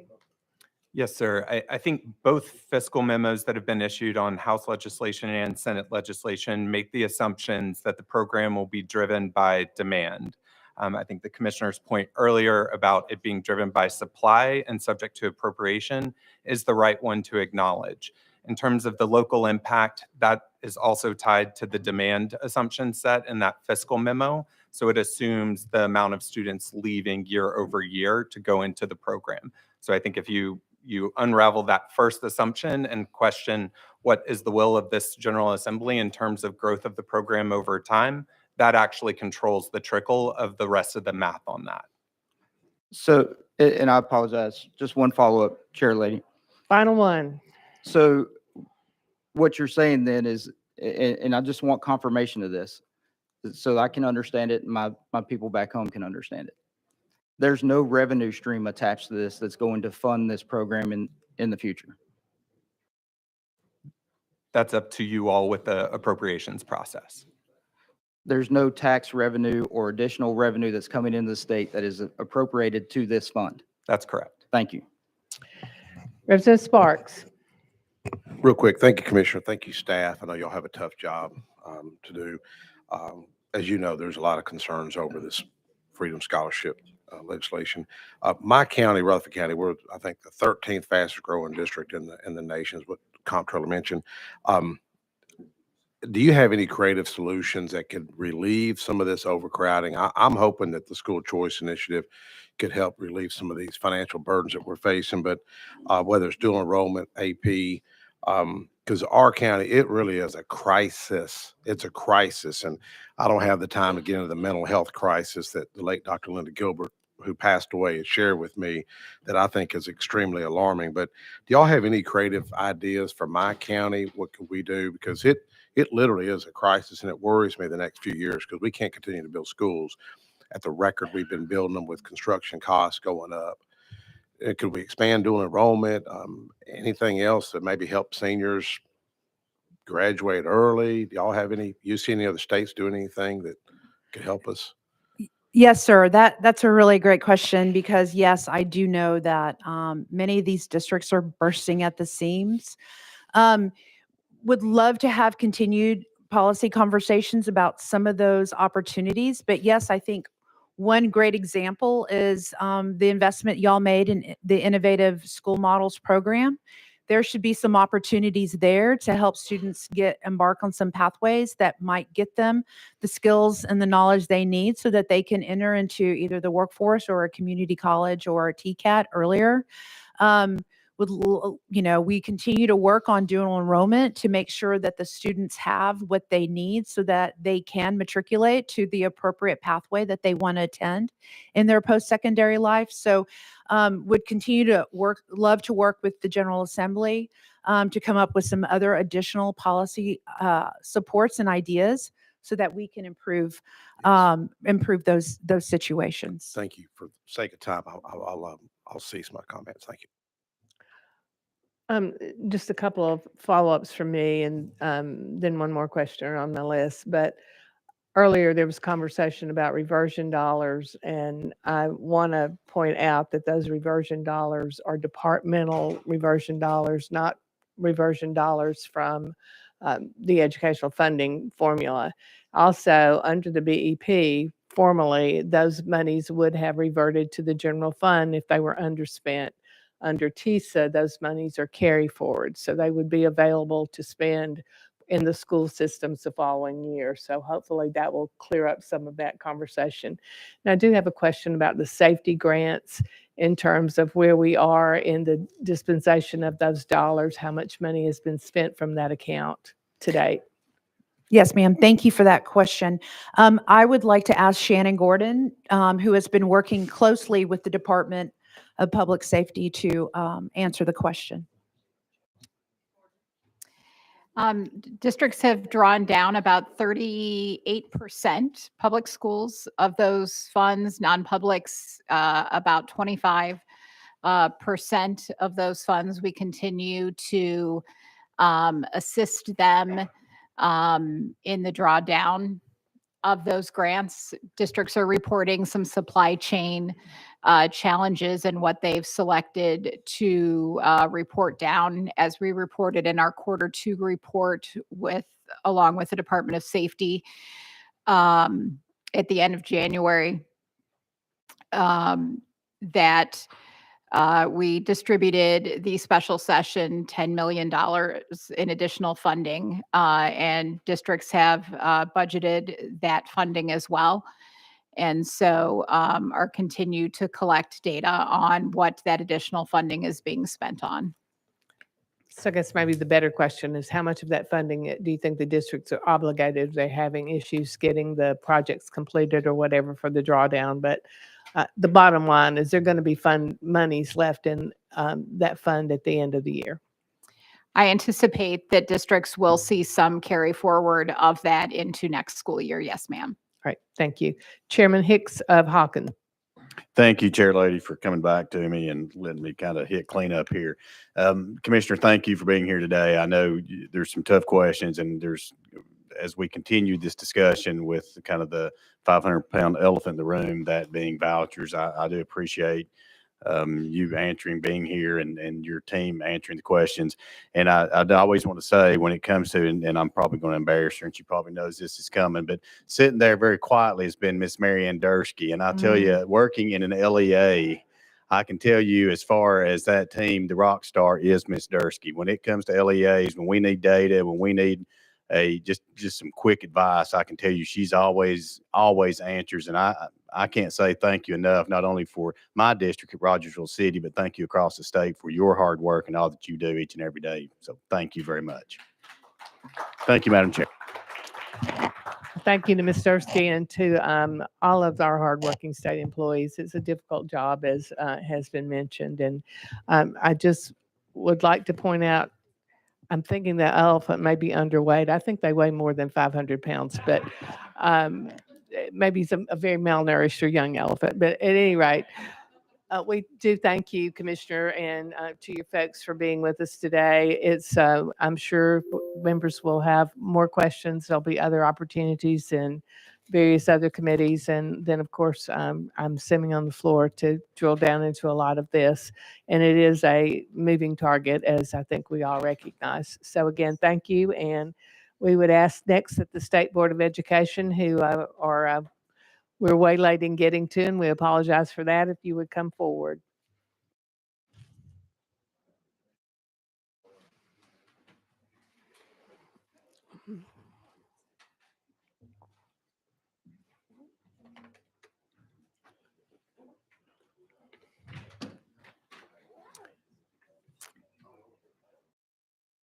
And members, I remind you there's breakfast. It could be your lunch. Also, it's in the conference room. So please remember that it's there. Good morning. Thanks for being here. Good morning, Madam Chair. Are you ready? I am, Dr. Haber. Please, we will go through this as speedily as possible and see if we can make up for some lost time. We will do our best. We will be quick, and I've been accused of being a fast talker, so we'll see what we can do. But good morning, Madam Chair, members of the committee. My name is Sarah Morrison. I serve as the Executive Director for the State Board of Education. I'll let my team briefly introduce themselves, and then we will quickly go through a few items on the board's work, as well as our budget overview. I'm Nathan James with the State Board of Education. Angie Sanders, General Counsel. There we go. Michael Durline, Deputy Executive Director of Policy and Research. Wonderful, thank you. And on this next slide, you'll see, just as a reminder, where the board sits. We work and take direction from you and your colleagues in terms of the laws that are passed, then serve as the rule and policy making body for all of K-12 education in our state. In that work, we try to further define the laws that you pass so that they are ready for effective implementation, so that we then keep an ear to the ground along with our partners at the Department of Education to understand what's happening in our classrooms and schools across the state and make adjustments as needed. You'll see there a current list of our members by district. Each member represents roughly 700,000 constituents in their congressional district. By statute, one of our members is always a current educator. Currently, that's Chrissy McInturf. She's a 6th grade teacher in East Tennessee, Johnson City. We also have a student member who's a voting member of our board. She's in Bedford County, Laurel Cox. We also have Dr. Stephen Gentile, who's the executive director at THEC, our higher ed counterpart. He serves as a non-voting member on our board, as I do on his commission. Then briefly, just in terms of the core of our work around rules and policy making. Next slide. State board rules and policies are generally subject to 2 readings across 2 of our quarterly board meetings. That's important because it allows time for the public to give input. If in the case of a rule, it allows time for a rulemaking hearing. We develop and approve rules as a body on nearly every area of K-12 education, including instructional standards, the state-approved textbook list, which is recommended by the Textbook Commission to our board, school and district accountability designations, the educator preparation provider approvals, so anyone who's training teachers across our state, whether it's an institution of higher ed or a non-higher ed entity. We approve the state salary schedule every year, the minimum salary schedule each year for teachers. Charter school authorizer evaluations is some relatively new work for the board. And then we also handle educator license discipline actions, which is something I'll come back to. So to go deeper in just a couple areas of our priority work, as I know you all know who have followed education and believe deeply in education, educators are our #1 most critical factor in ensuring excellent education for every child every year. And as such, the board spends a lot of time looking not only at licensure, but at preparation. We've recently formed a licensure advisory group that will begin meeting this month. The hope there is to ground conversation across the state in a clear picture of current licensure structure, the pathways, the license types, the assessments that are required, what it means to renew and advance a license in Tennessee, and to convene stakeholders to discuss strengths, weaknesses, and opportunities for improvement in that system. We hope that this advisory group will partner with the board to propose ways to create more coherence in that structure and come together around a vision for licensure in our state. There's going to be a lot of opportunities to engage with us in that work. We're fortunate to have 2 legislators who have agreed to serve on that committee, Representative Slater and Senator Hensley, but it's something that we plan to come back to this body about over time as we develop recommendations with that group. Similarly, the educator preparation report card is required by law. This is the first year since COVID that we've returned to an overall rating system for that report card. We've seen steady improvement in those priority metrics such as certification of teachers in high demand areas and teacher retention, which is a good sign. And as a result, over time, with engagement with our educator prep partners, districts, legislators like yourselves, this report continues, we hope, to be a user-friendly tool for prospective candidates who are trying to decide where to spend their time and money, as well as school districts who are looking to fill their empty seats, and educator prep programs who are trying to highlight and improve their work over time in partnership with their partners across the state. And then finally, on this slide, just a brief note about TISA hearings. This is a new responsibility for the board under the TISA legislation. We will be holding accountability hearings for districts and CMOs, charter management operators, who have any schools that are graded a D or an F under the new state accountability model. We are in the process of mapping out what that work will look like, getting a lot of stakeholder input in terms of how to use the time for those hearings to make it a really productive use of our time and districts, and we'll be promulgating rules to govern that process. Those hearings will not begin until 2026, but there is a lot to do to prepare for that new work, and so more to come on that. Next slide. And then finally, one slide dedicated to educator license discipline. I mentioned this before, but this is certainly something that takes a lot of our time. We have 3 attorneys currently and 2 paralegals who handle all of our educator misconduct cases, from the intake of reports from districts to gathering information, working with law enforcement, Department of Child Services, and then litigating those cases when a hearing is requested. This team is now overseen by a Deputy General Counsel, and I'm excited to say she's in the audience with us today, P. Danielle Nellis. This is a new position for the board that was funded in last year's budget. And having her on our team now enables our 3 attorneys to focus fully on their caseload and allow for additional outreach over time to school districts, charter schools, and private schools who employ licensed educators. This role is critical to allowing the board to maintain a high level of service to citizens of Tennessee and to furthering the board's work to protect student safety and uphold the high standards of our education profession. We have seen a steady increase in the number of reported misconduct cases each year by the board. You can see the numbers there. Currently, the number of open cases is actually 260, not 276 as the slide indicates, but this is an area of our work that continues to grow as we do more outreach and see more partnership with districts and private schools. Finally, our budget notes, which are relatively straightforward this year. No cost increase is requested, no supplemental is requested. We expect to see a reduction in our budget of roughly $26,700. That's a result of some legislation that passed last year, extending the academic standards review process from 6 years to 8 years. And by doing that, we'll see a savings there in our budget this year. Our proposed agency funding is $3.1 million in total, and our full-time positions is 16. We have 1 that is currently unfilled, tied to that TISA hearing responsibility that I mentioned, but while we are still determining exactly what that role will require, we have waited to fill that position. So with that, Madam Chair, I'll turn it back over to you, and certainly happy to take any questions or comments from you or the committee. Thank you for a thorough and very brief description. Do have questions on the list, beginning with Representative Barrett. Thank you, Chair Lady. Good morning. How are you? On your licensure discipline, we funded, I think, $133,000 for an attorney position last year, and that was designed to address, I think, some of the caseload that you were dealing with on that.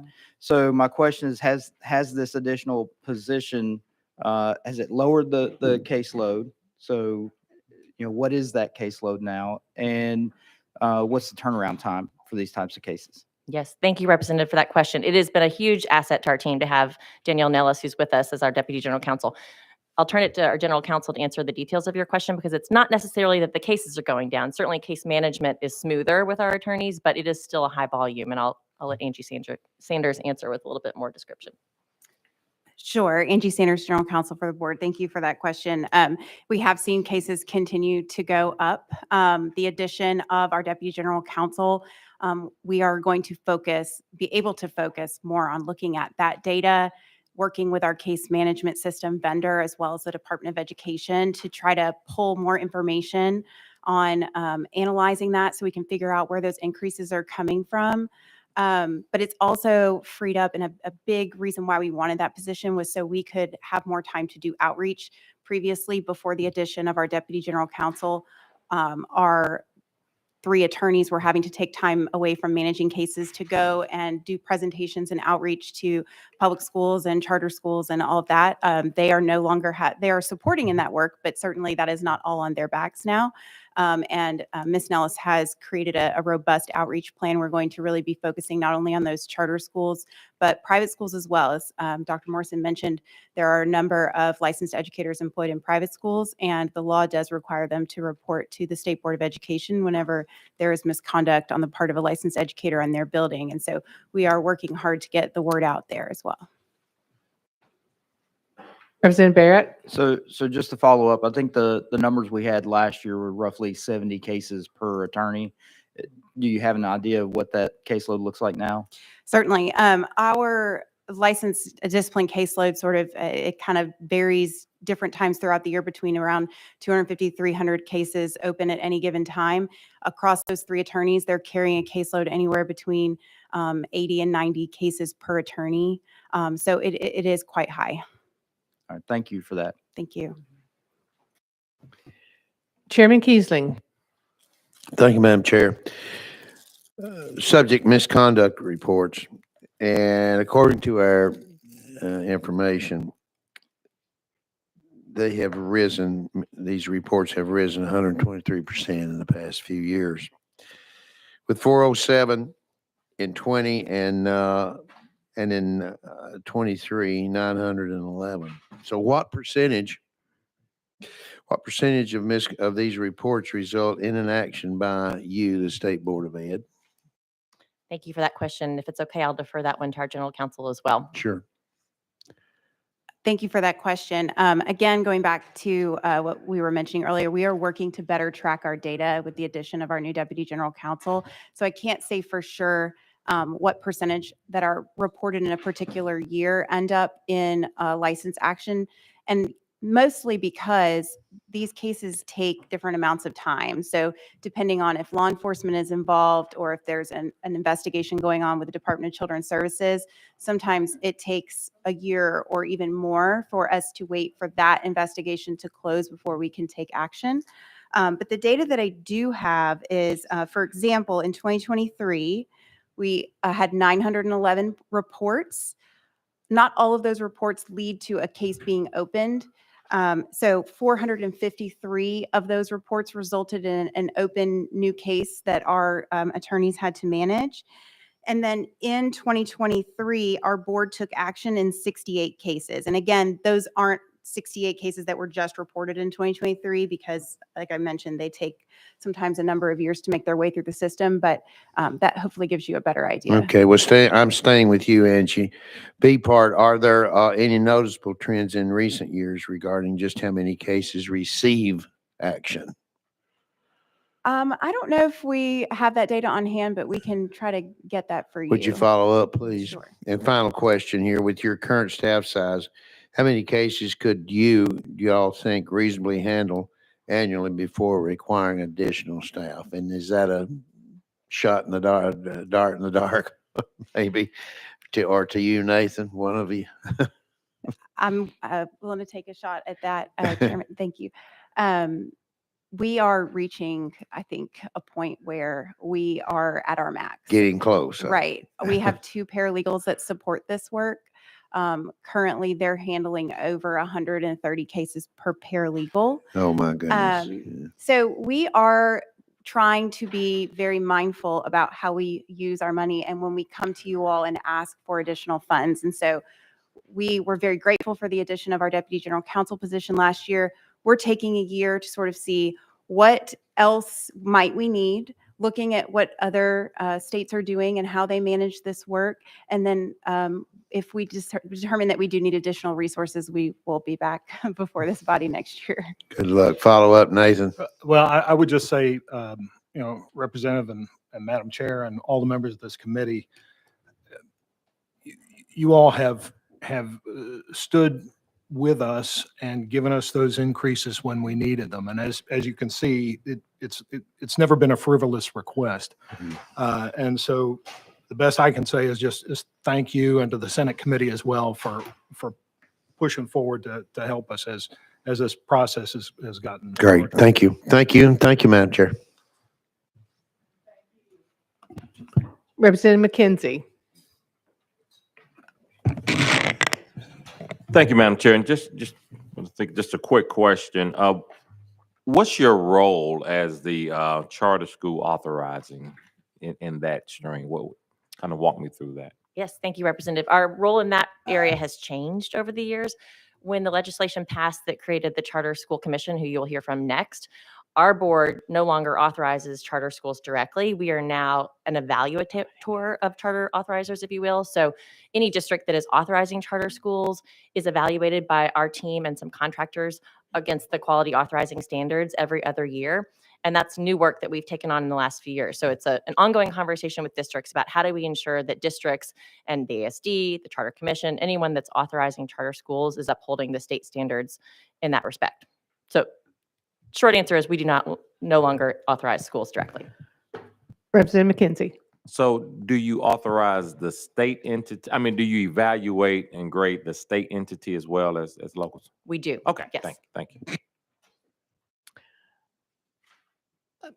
While we're talking about licensure, and I should know this, but I don't, so I'll show my ignorance and ask. There was has been a lot of discussion over time about alternative licensing and getting, since we're so desperately in need of teachers, particularly STEM teachers, and teachers in general, because there's it's a skewing older demographic and fewer people entering into the profession. So can you speak with us a little bit about your role in that alternative licensing and what, if anything, we're doing to make that more streamlined process? Yes, Madam Chair, thank you for the question. As I mentioned before, this is at the heart of so many conversations that we're having as a board. And our hope with this licensure advisory group is that together with our partners in the General Assembly, we can step back and evaluate how these various pathways that have been either created by law or policy, and we have a number of different pathways now. Michael Derline on my team can certainly speak in more detail if you wish.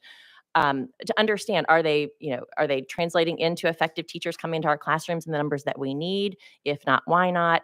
And then also across these pathways, we want to ensure that we have the right assessments and the right sort of standards for entry without presenting undue barriers that would slow down many of our occupational licensed teachers and other STEM teachers, as you mentioned, that can be very hard for districts to find. And so our hope is that, again, we can intentionally study, have conversations with stakeholders, begin to make some changes across these pathways in partnership with our General Assembly, so that, again, we bring some more coherence. Because right now, it's not clear always. We've got a lot of Grow Your Own programs, as you know, that have been funded over the years. Some of those are still in the infant stages.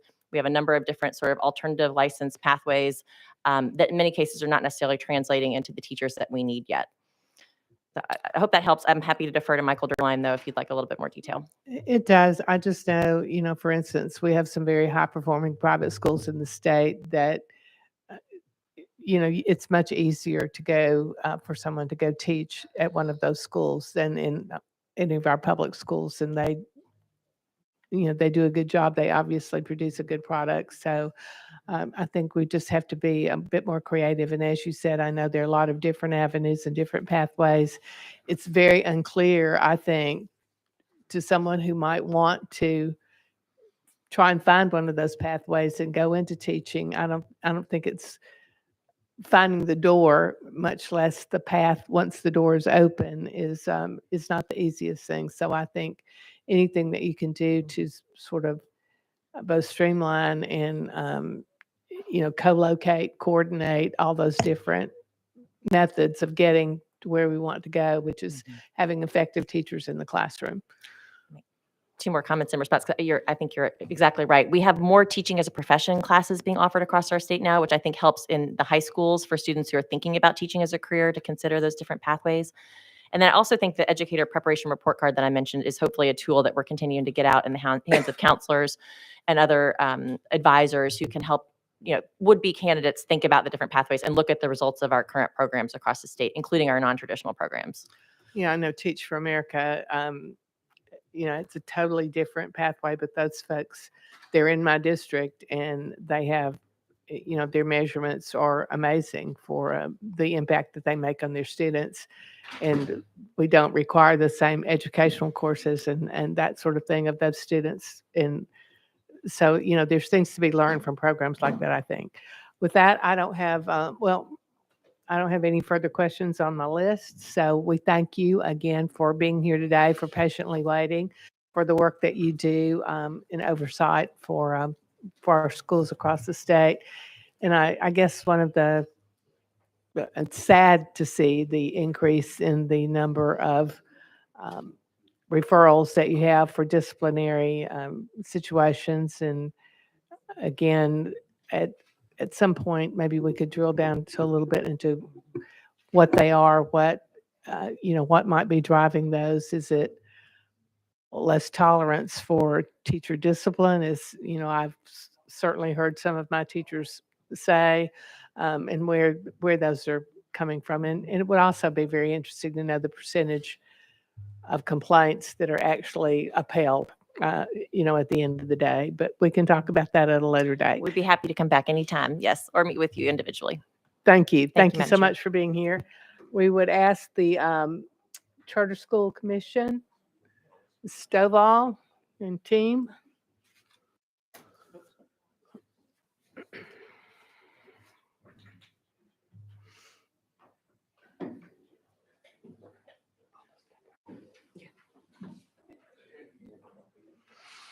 Good morning. Thank you. And I know that you all have been patiently waiting too. So we appreciate your willingness to hang with us while we drill down on some issues. But again, we are glad to have the Public Charter School Commission in front of us. I know we've just appointed some members to your body through legislation just recently. And one of those is from my district, Tom Griscom, who used to chair that body and has done a great job. So I'm glad that we're having his expertise and just that institutional memory stay with the commission for another term. With that, Ms. Sowell, if you would just want to get into your presentation, we'll look forward to listening. Great. Thank you very much. Good morning, Madam Chair, members of the committee. My name is Tess Stovall. I serve as the Executive Director of the Tennessee Public Charter School Commission. With me here today, I have Hayden Pendergrass, who's our Director of External Affairs, and Melanie Harrell, who is our Director of Finance and Operations. Thank you for this opportunity to walk through the Charter Commission's FY25 budget request. So for FY25, we have 3 cost increases that I would like to talk through with you all. The first is reflecting increases in our TISA and our federal grants that our schools under the Charter Commission will receive. Anytime we open a new school or our student enrollment grows in an existing school, because state and local funding is tied to student enrollment, we will see an increase in the pass-through from the Department of Education to the Charter Commission, and we then send that money out to our charter schools. The second cost increase is reflective of a request for an additional staff position. We currently have 18 staff members, so this would be 1 additional staff member to focus on supporting English learner students. As our student enrollment increases, we've seen a growth in our student populations, both students with disabilities as well as English learners. Currently, we have 1 position that supports students with disabilities and English learners, but we are getting to the point where we would like to split that role into 2 so that someone can focus exclusively on English learners and then another position that focus exclusively on students with disabilities. The third cost increase is recognizing additional authorizer fee revenue. So the commission is funded primarily through a 3% authorizer fee, which we collect off of any state and local revenue that our charter schools receive. So the position that I just spoke to would be covered by our authorizer fee. Additionally, we would be recognizing in the FY25 budget additional revenue that supports our overall agency costs. Finally, I have listed a $15 million Charter Schools Facilities Fund grant. This fund is actually overseen by the Department of Education, and it was listed in our budget by error. We've been in conversations with Finance and Administration, and this will be put under the Department of Education with the governor's budget amendment. I think it's important to note that even though we are an independent state agency, our budget is overall captured in the K through 12 education budget. So we did not have any formal reversion targets. However, we have for the last several years been increasing the overall operating cost that our authorizer fee covers. We understand that it has been the expectation of the General Assembly since the commission was started that we move towards self-sustainability on our authorizer fee. In the current budget year, we are covered by about 70 to 75% of our agency costs are covered by the authorizer fee. When we're looking at FY25, we're projecting that to be between 90 and 95%.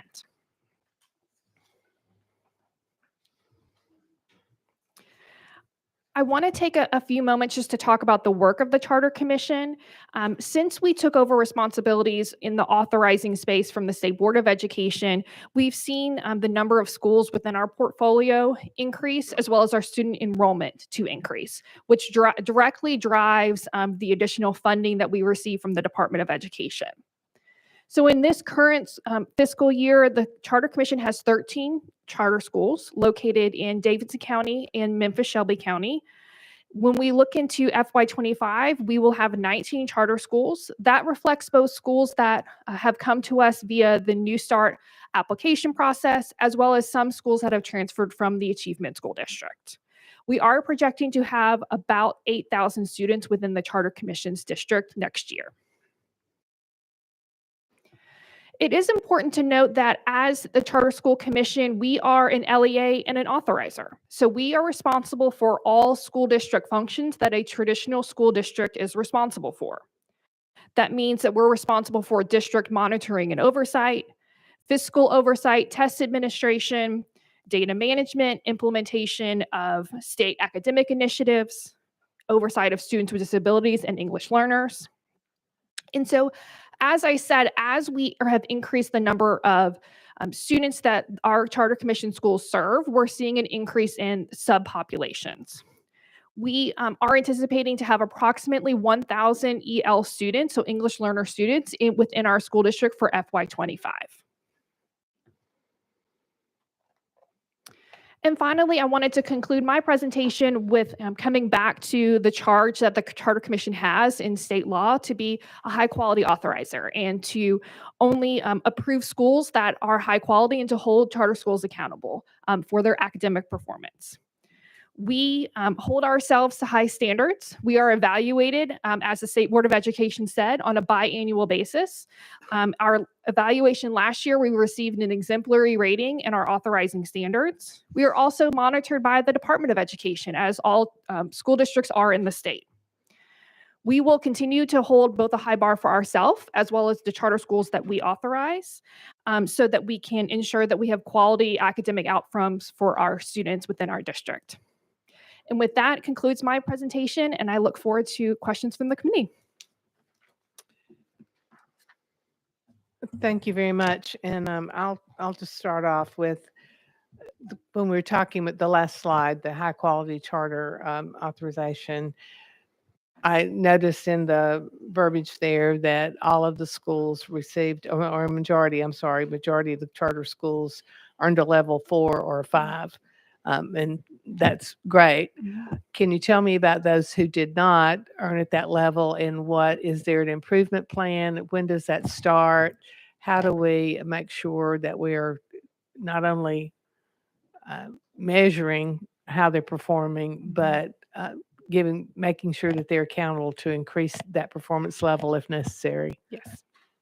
Thank you for that question. So on an annual basis, the Charter Commission evaluates all of its charter schools against an academic performance framework that's a part of their charter agreement.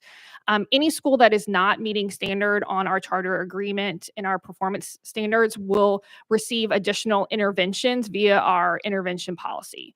So we had one school that's currently on probationary status with the Charter Commission. They are a school that we have seen low academic outcomes from. And so when they're placed on probation, we meet with them bi-monthly to track their progress and increase academic outcomes for them. If we do not see increased academic outcomes, the Charter Commission can move to revoke a charter and or non-renew a charter at the end of its charter term. And with that revocation of charter at the end of a charter term, what sort of, notification or advance warning would students get? How will we go about placing those students should a revocation become necessary? Thank you. So the Charter Commission is required to have a closure protocol for any charter school that may close under our school district. This is a similar protocol that all other authorizers in the state have. And so a part of that would be both notification to parents, teachers, working with the local school district in which that school would be located to transition students back to their zone school or to another school of choice.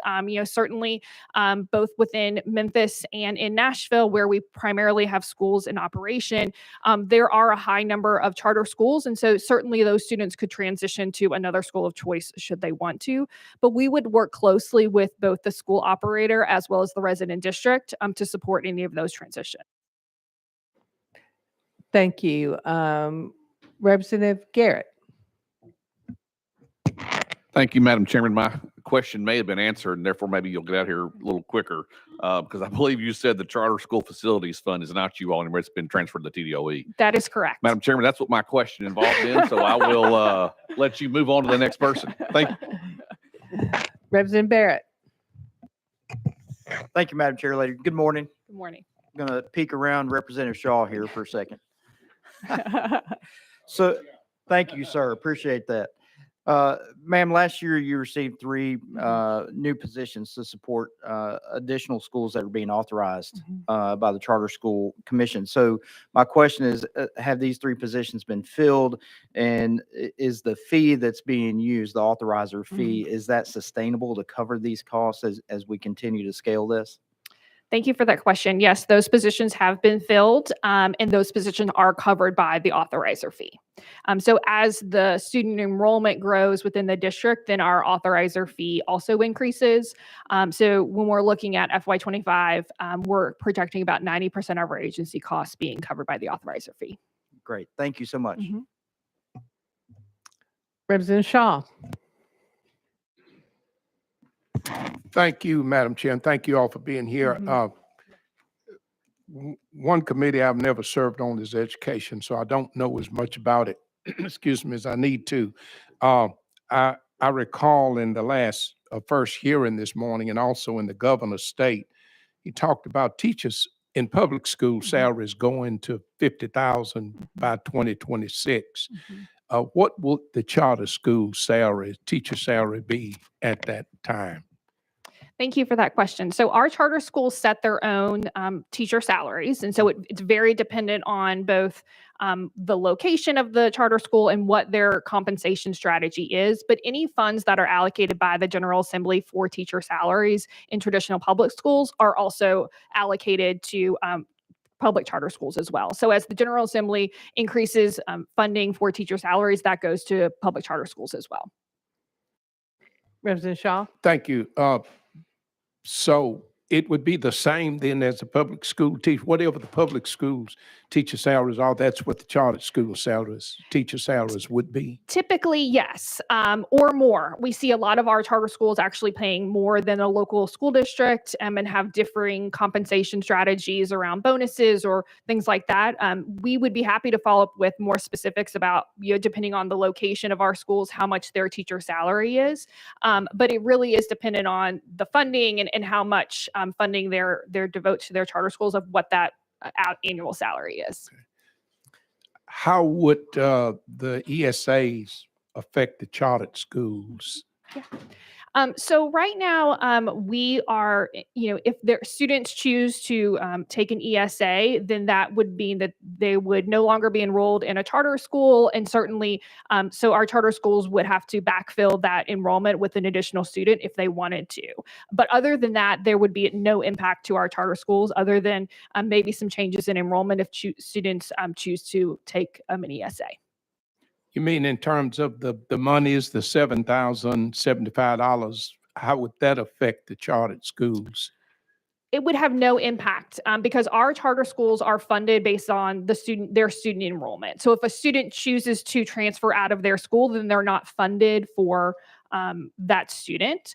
That would be the only impact that our charter schools could potentially see, would be parents and students choosing to transfer out of their school. That happens regularly for, they move or anything just as it currently happens, so that they are transferring. Last question, Mhm. Madam Chair. So if a student wanted to transfer from a public school, say, to charter school, what is the process? Sure. So all of our schools have an enrollment process that's guided by state law. And so what state law says is that public charter schools have to accept applications, and anyone within the resident district that that charter school is located is able to apply to the charter school. If there are more applications than there are seats in a charter school, they have to run a lottery, and that is dictated by requirements in law about preferences and how the lottery works. And then if there are ultimately more students than they have seats, then they would create a wait list for students who were not accepted via the lottery, but could be accepted if students transfer out. And Representative Shaw, I think it's important to note, I think what we were hearing regarding the teacher salary, there's a floor that matches the amount that other teachers would have, but the ceiling is dependent upon the charter school and, you know, what they have in terms of funding availabilities for, and some charter schools, I think, pay different teachers different rates based upon you know, what they teach. If they're a math teacher or a science teacher, which are hard to find, they may make more than, you know, the kindergarten teacher or whatever. So that's part of the latitude within the charter schools.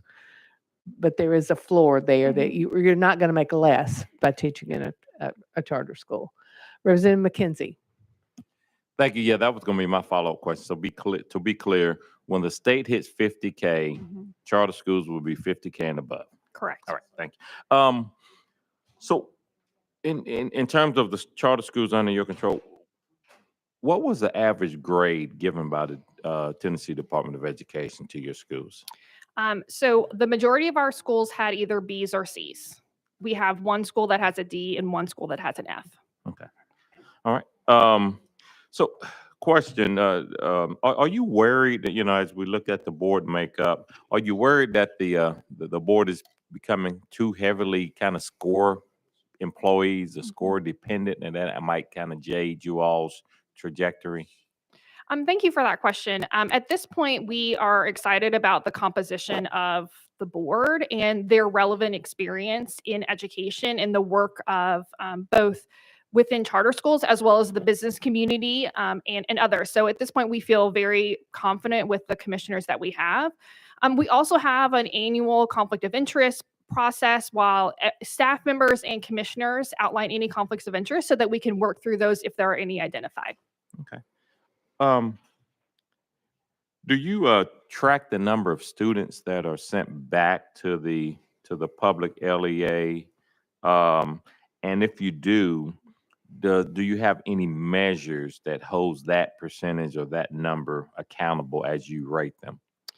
Thank you. So one of the indicators that we have on our performance framework that schools we are annually evaluating is student retention.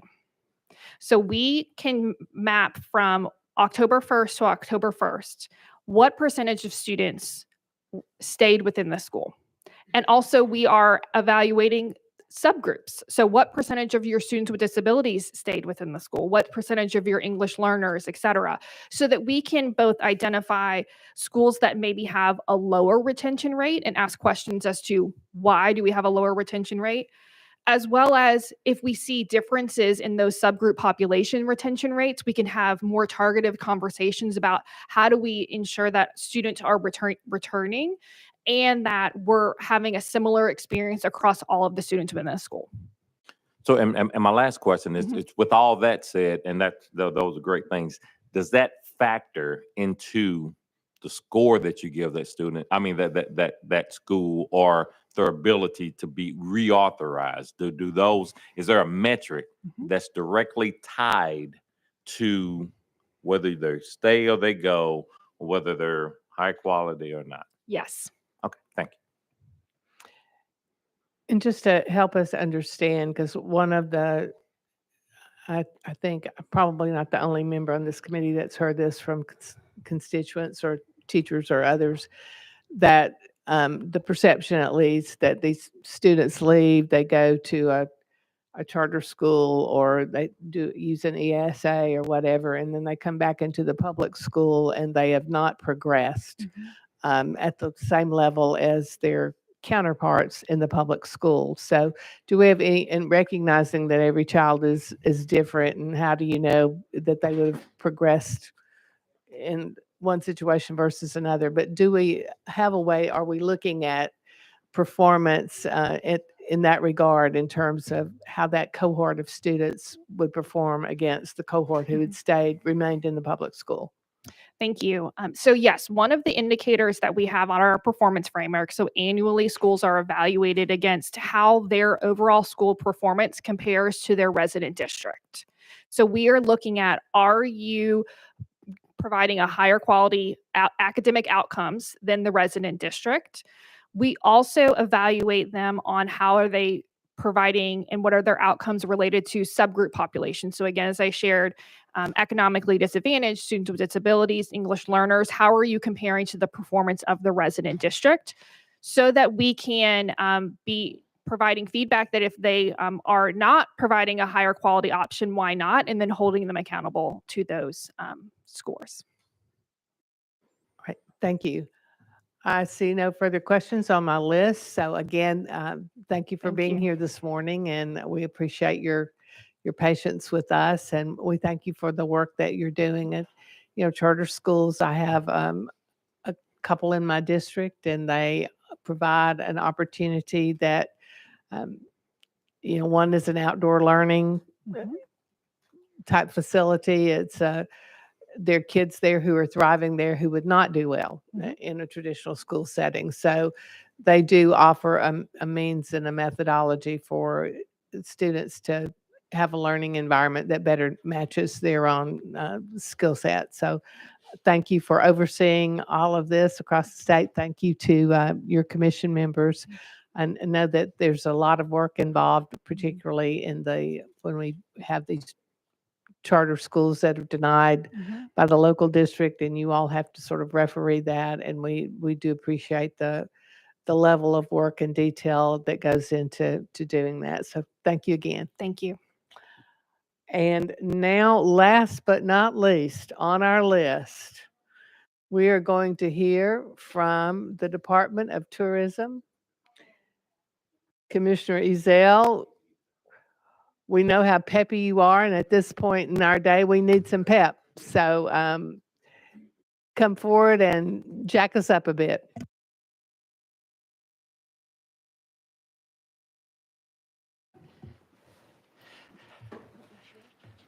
Welcome.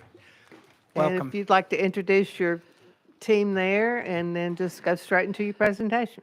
Thank you. Good morning, Chair Lady Hazelwood, Vice Chair Baum, members of the Finance, Ways and Means Committee. With us, we have our Assistant Commissioners, Kevin Mahoney with Administration, Deborah Smith with Marketing, Melanie Beecham with our Rural Outreach and Tourism, and Pete Rosenberg, who runs our Welcome Centers. And then our special guest today is Brad Willis. He's our Director of the Tennessee Sports Hall of Fame. So we'll try to be in our 5-6 minutes as you requested, Madam Chair Lady. But this year we are requesting, let's see, I want to make sure somebody's got the, has someone got the, okay, great. Good, Josh. As usual, our team is ready. We have several members with us too. But thanks for letting us come and talk about how tourism is promoting getting Tennesseans to come and visit here. We are requesting $9 million in non-recurring funds to boost our domestic and international marketing. Last year's was an $8 million request. In addition, we're seeking $500,000 for operational during our multi-year transition for the Tennessee Sports Hall of Fame to a new location. Investing in tourism, we know, drives revenue back to the state. We're going to talk about that in a minute, and our communities. And over the last few years, we told you if you would give us more funds, we'll bring more people to Tennessee. And that's really working. Tourism Economics has our latest visitor count number at 141 million visitors in 2022. That was up 10.5%.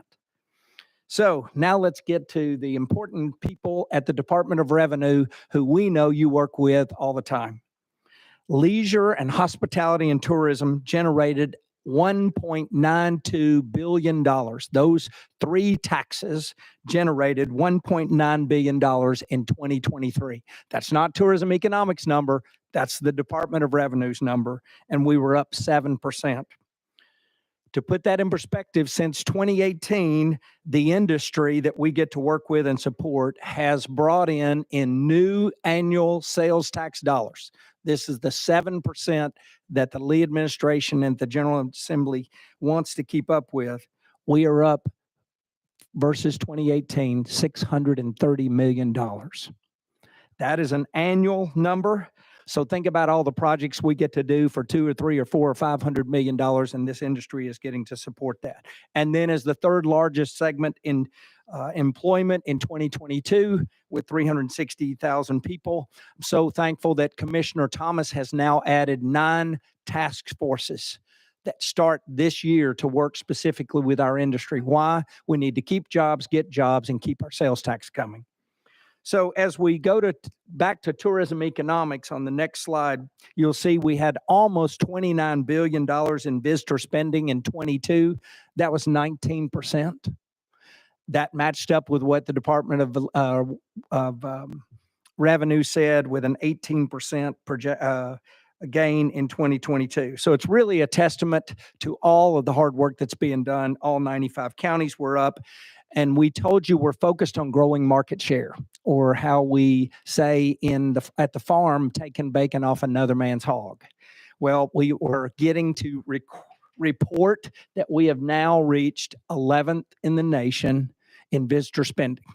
That's passing states like Connecticut and Michigan and Ohio, and last year, actually Hawaii for that.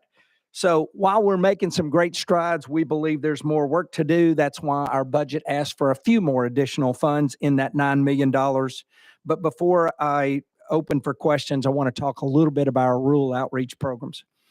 Melanie Beecham and her department have brought in now more education grants, programs than ever before. We added $500,000 to our marketing grant. We gave an enhancement grants in communities to 29 communities, $2.2 million, really working to help people learn how to capture a visitor and the spend. That gives them the local sales tax that they need and creates the money for us.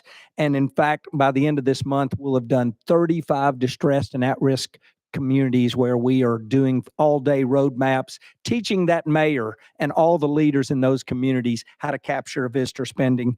And then we just finished Songwriters Week. Several of you were at events. 1,200 songwriters in 30 counties across 50 venues. It's our biggest record ever. And then the last thing I want to mention in Melanie's before we close out, we're leaning into outdoors. Tennessee is so blessed to have amazing outdoors. And when you have Bill Dance and our Signature Lakes program that we are building out, we are finding it's going to be a major difference maker for anglers across the Southeast. We've got 7 new events in the Giant Bass Open. Bill Dance, I know Representative Kiesling, we are in Del Hollow this month. We're excited about that. And one program you might not know about that's about to release is called our Bike TN. Y'all, is this the best logo ever? So if you'll just check out our rider, because that rider is going to be helping people go to 51 counties in Tennessee with bike routes, including 18 at risk and 6 distressed, and letting people not only go on the scenic back roads, but taking them along places where they can spend money in those communities, because it's the taxes we want from our visitors, because we take that tax when they go home and we use it to benefit Tennesseans. So we got Civil War Trail, Tennessee Music Pathway, Civil Rights Trail, our 57 state parks, and all the work in destination development. So because of your support, we've been able to accomplish a whole lot, and thank you for that. These new funds, along with our support of ARPA, have helped us reach more markets than ever. We are now at 100 million with plans to go to 110 million. And our 16 welcome centers catch about 12 million of those people that Pete and his team are doing a fabulous job. So we hope the results speak for themselves, that tourism does drive transformational change. And we're so proud of Morgan County and Grundy County, who came off the distress this year, led by some really great entrepreneurs with a prison and a cave. And it's pretty great to see what Tennesseans can do and how we all get to work together to help them do that. So I leave you with great optimism. We're grateful for your partnership, and we're open for questions. Thank you, Commissioner. That is exciting, and I have good friends in the tourism industry in Chattanooga who they mention to me on a regular basis that we'll give them the $2 billion, 1.92, but in income that they're bringing into the state. And we certainly appreciate it, particularly in these budget times. Yes. The work that's been done by your department and the results. And I think one of the more exciting thing is what you have on the screen there. I spent some time working on economic development in Southeast Tennessee. Grundy County was one of the counties that I worked with, and it's tough there because of topography and lack of access and major roadways and all that. So getting people into Grundy County and other counties like that across the state is a big achievement, and it makes a big difference in those communities. So we appreciate your work. Thank you. I have first on my list, Chairman Hawk. Thank you, Madam Chair, and Commissioner, your team. Thank you so much for all that you do. We appreciate it. My buddy Pete there. Good to see you, my friend. Just talking a bit about tourism, my 12-year-old who somehow made it all the way through these hearings this morning. We're going, Chair Lady, we're coming to Chattanooga this weekend for a volleyball tournament. So sports tourism is incredible, and we're swapping those dollars around from Upper East Tennessee to Southeast Tennessee this weekend. I do want to talk a bit about your budget, the $9 million that you presented and requesting to go forward.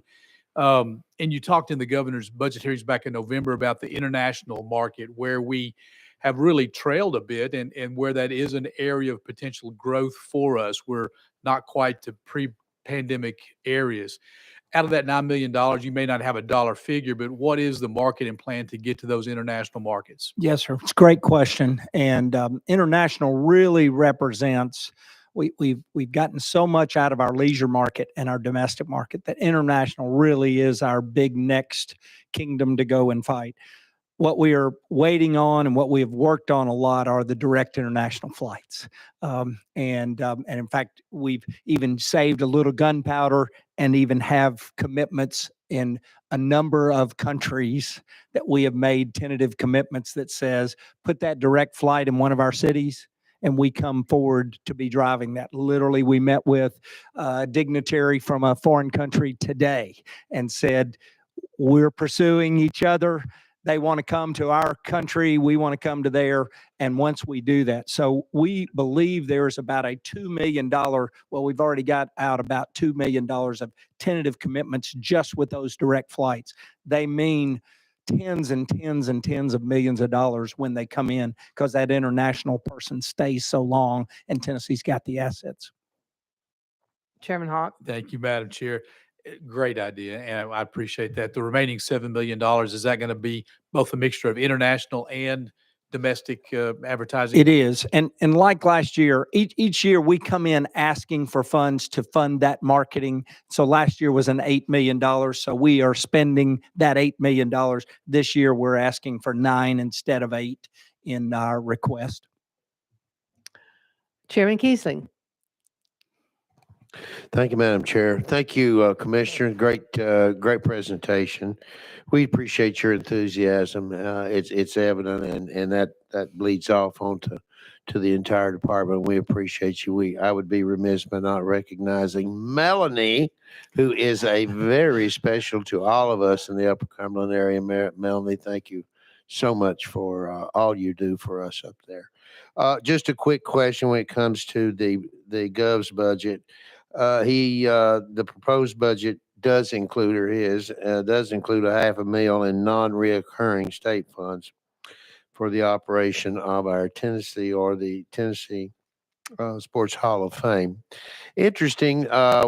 We not that we're disappointed, but we're just wondering why the department, why he didn't request his funding during his hearings. And but anyway, that's okay. If you could explain that for us, and then how would these funds be utilized, please? Yes, sir.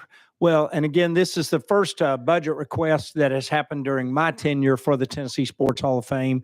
We have Director Willis, who has come on board, and we remade the board. The work's been happening since they've been at Bridgestone and since 19.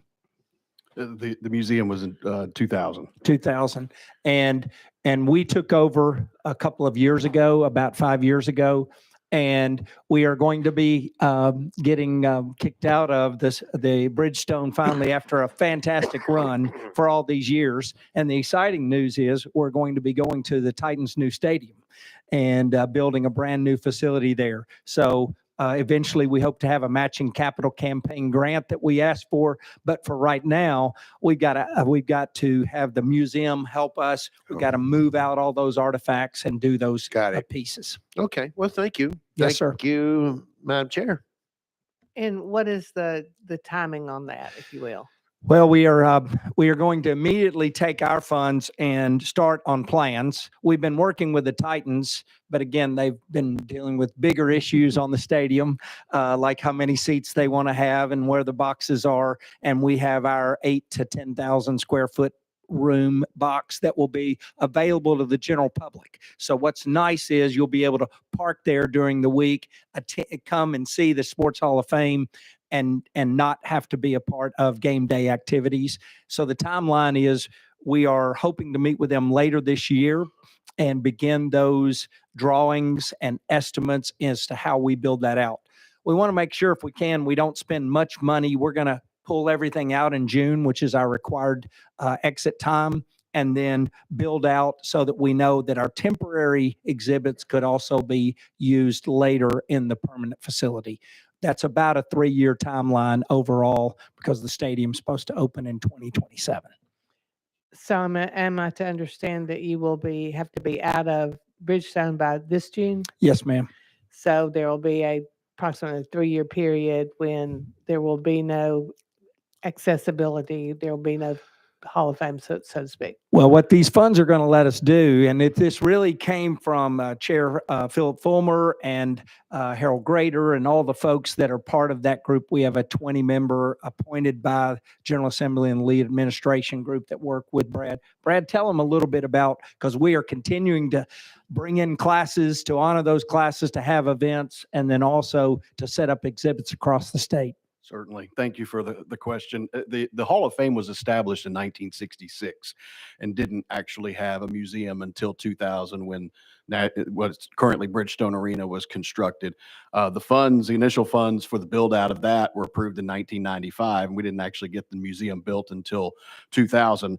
And so the lease has come up. It's been a process that we've tried to kind of work through, knowing that it was winding down. We have the strategy now with the new stadium, the Titans Stadium, where we'll have the new home, but the expiration on the lease was one that we were hoping to extend a little bit further, but the Predators wish to kind of move forward with that space in a different capacity. So that lease comes up June 30 of this year. Now, our plan would be that we would try to utilize our sports partners from across the state to continue to tell the message of the Sports Hall of Fame. We have a 12-member class that will induct this July. And so as part of the process of kind of inducting them and continuing to honor classes over the next 3 years, we'll try to kind of message what we're doing in our new home and all the plans for those things through great partners like the Grizzlies out in Memphis, the Titans, the Predators, maybe have something on the Thompson Bowling Arena concourse, Neyland Stadium, just to continue to keep our messaging alive during that time. And the memorabilia, the exhibits, where will they be stored during this period of time? Certainly. So a great number of our exhibits, our artifacts are on loan from the Tennessee State Museum. So we're working with the Tennessee State Museum to return their items back to them. And then we will obviously incur some storage costs of items that belong to us during those 3 years. All right. Thank you. Chairman Hicks of Washington. Thank you, Madam Chair, and thank you, Commissioner, for being here and your team. You've done a great job across the state of Tennessee. We really appreciate everything you're doing, and we'll continue to do. This is a cost increase. The legislature allocated 25 million in non-reoccurring funds as a special events marketing grant, and it shows that those funds have not been spent. So question is, can the department provide some details regarding the future plans of those funds? We can, and we love that question, sir. Our mega event fund, we have been working a lot in the last year. We just were able to post a public application on our website now. Josh Gibson on our team is helping lead that effort. And we are in pursuit of a number of key events that have not been in Tennessee that we hope to bring to Tennessee. The one that we mentioned last year informally is the WWE group in 2027. We've not finalized that agreement, but we've been working toward making sure we had a great model ready. You say wrestling, why is that important? Well, it carries about $125 million of economic impact when they stay all week. And things like Super Bowl and Final Four and all those, we are in pursuit with a number of those places, especially now that the Titans have a final time for their domed stadium to be ready that puts us in play for a January. But what's exciting is we've got multiple cities and multiple sports of events that we are chasing, ranging from a low of $30 million economic impact to $300 million. So next year, you're going to hear how much of that money we've already committed, and we may be needing to come back and say it's not enough because the floodgates are opening. Most of those events are anywhere from 4 to 7 years from now. And so that's why there's a lot of negotiation work that's being done for those sports. Mostly sports. There are a couple of non-sports that are a little creative. We got some great music around here, but the host fee process is going to be successful. Representative McKenzie. Thank you, Madam Chair, and thank you for your enthusiasm, especially as the day goes on. So I definitely agree with the chair on that. So it just shows that not just you but your whole team is excited about this great state. And so, Yes, sir. It's kind of interesting. You had mentioned that Grundy County coming up. I've had the pleasure of visiting the cavern, seeing Christopher Cross there. So that was it's an outstanding venue. And it's a great use, like I said, a really depressed county in terms of just how to get there. But that, having that open up, I think the world is their oyster. If you hadn't been there, I highly encourage everybody to go. Yes. I'd also like to encourage you to, as you talk international, and it's kind of a shameless plug, but it's really true. As a movie Oppenheimer has just kind of taken off, Oak Ridge is really for those international folks. They love Oak Ridge. When they hear you work in Oak Ridge, I mean, they probably a lot more so than the folks here in the U.S. So that's another venue to really shine in on as you think international visitors. Country music, blues, all that stuff is great. The mountains, but that's another thing. And the last thing I'll say, I'll direct to the Hall of Fame, and this is a pure shameless plug. I have brothers that are twins that actually came into the Hall of Fame roughly about the time you all took over. Yes. That event was amazing. I mean, you all do an outstanding job. I didn't know what to expect when I got here, but they really go all out and treat those inductees like the kings and queens that they are. So I just kudos to that, and I'm hoping that as you get this new space, you really make that a destination. I don't know if the one in Bridgestone was a destination. There's a lot of other stuff on Broadway, right? But that, to me, from a marketing standpoint, is another opportunity to highlight some really good athletes that came from the Tennessee State University. That's right. Memphis, UT Knoxville, all over the place. So just thank you all for the work that you do. Thank you. We agree. Representative Love. Thank you, Madam Chair, and Commissioner, thank you for your presentation and your commitment to tourism. I know Nashville plays a vital role in much of what you do, as Yes, many of they other do. cities do. But did want to ask you to expound upon these U.S. Civil Rights Trail that's listed on the presentation right there. Yes, well, it's really near and dear to my heart. And in fact, I am now the new chair of the U.S. Civil Rights Trail. What's exciting for us is we're going to build out the Tennessee Trail even more effectively. We got some assets that are powerful. Certainly, the National Civil Rights Museum is still the most powerful place that I have been in my 5 years. But working with Russ Wigington, with the Civil Rights Reading Room, with Elliot Robinson, and all the groups, whether it's NAMAM or Clinton with the Clinton 12 or the other groups, we just brought in the Ernest Withers Museum was brought in and dedicated this year, and the governor went with us in February, and we did that. So. And we are also going to be building out the U.S. Civil Rights Trail. We're chasing some literally international kind of recognition for certain sites in that would include the Lorraine Motel. So much more to come. We think it's important to help change hearts and transform the world, but also it's got hundreds of thousands of visitors that come to those sites that spend money, and we keep their taxes. Representative Love.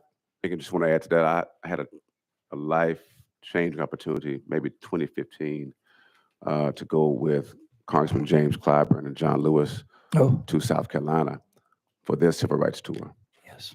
And learned so much there. And I was reminded that we have so many sites here in Tennessee that people go other places. They go to Alabama, they go to South Carolina, but Tennessee has that rich connection also. So anything I can do to be supportive, please let me know. Great. Thank you. We have 15 sites. Alabama, actually, we think are the storytelling gold standard of how they bring people in. And I've done that pilgrimage, and we are going to create our own versions of that. We got so many different trails that we can create and bring more people, all the way to a whiskey trail that's, got 50% more people than the Kentucky Bourbon Trail, but most people don't know that. We're okay as long as the people come. Thank you, sir. It's important. Representative Sparks. Thank you, Commissioner. I appreciate your enthusiasm and got to listen to your presentation here a couple of weeks ago. And I'd love to see your positive numbers.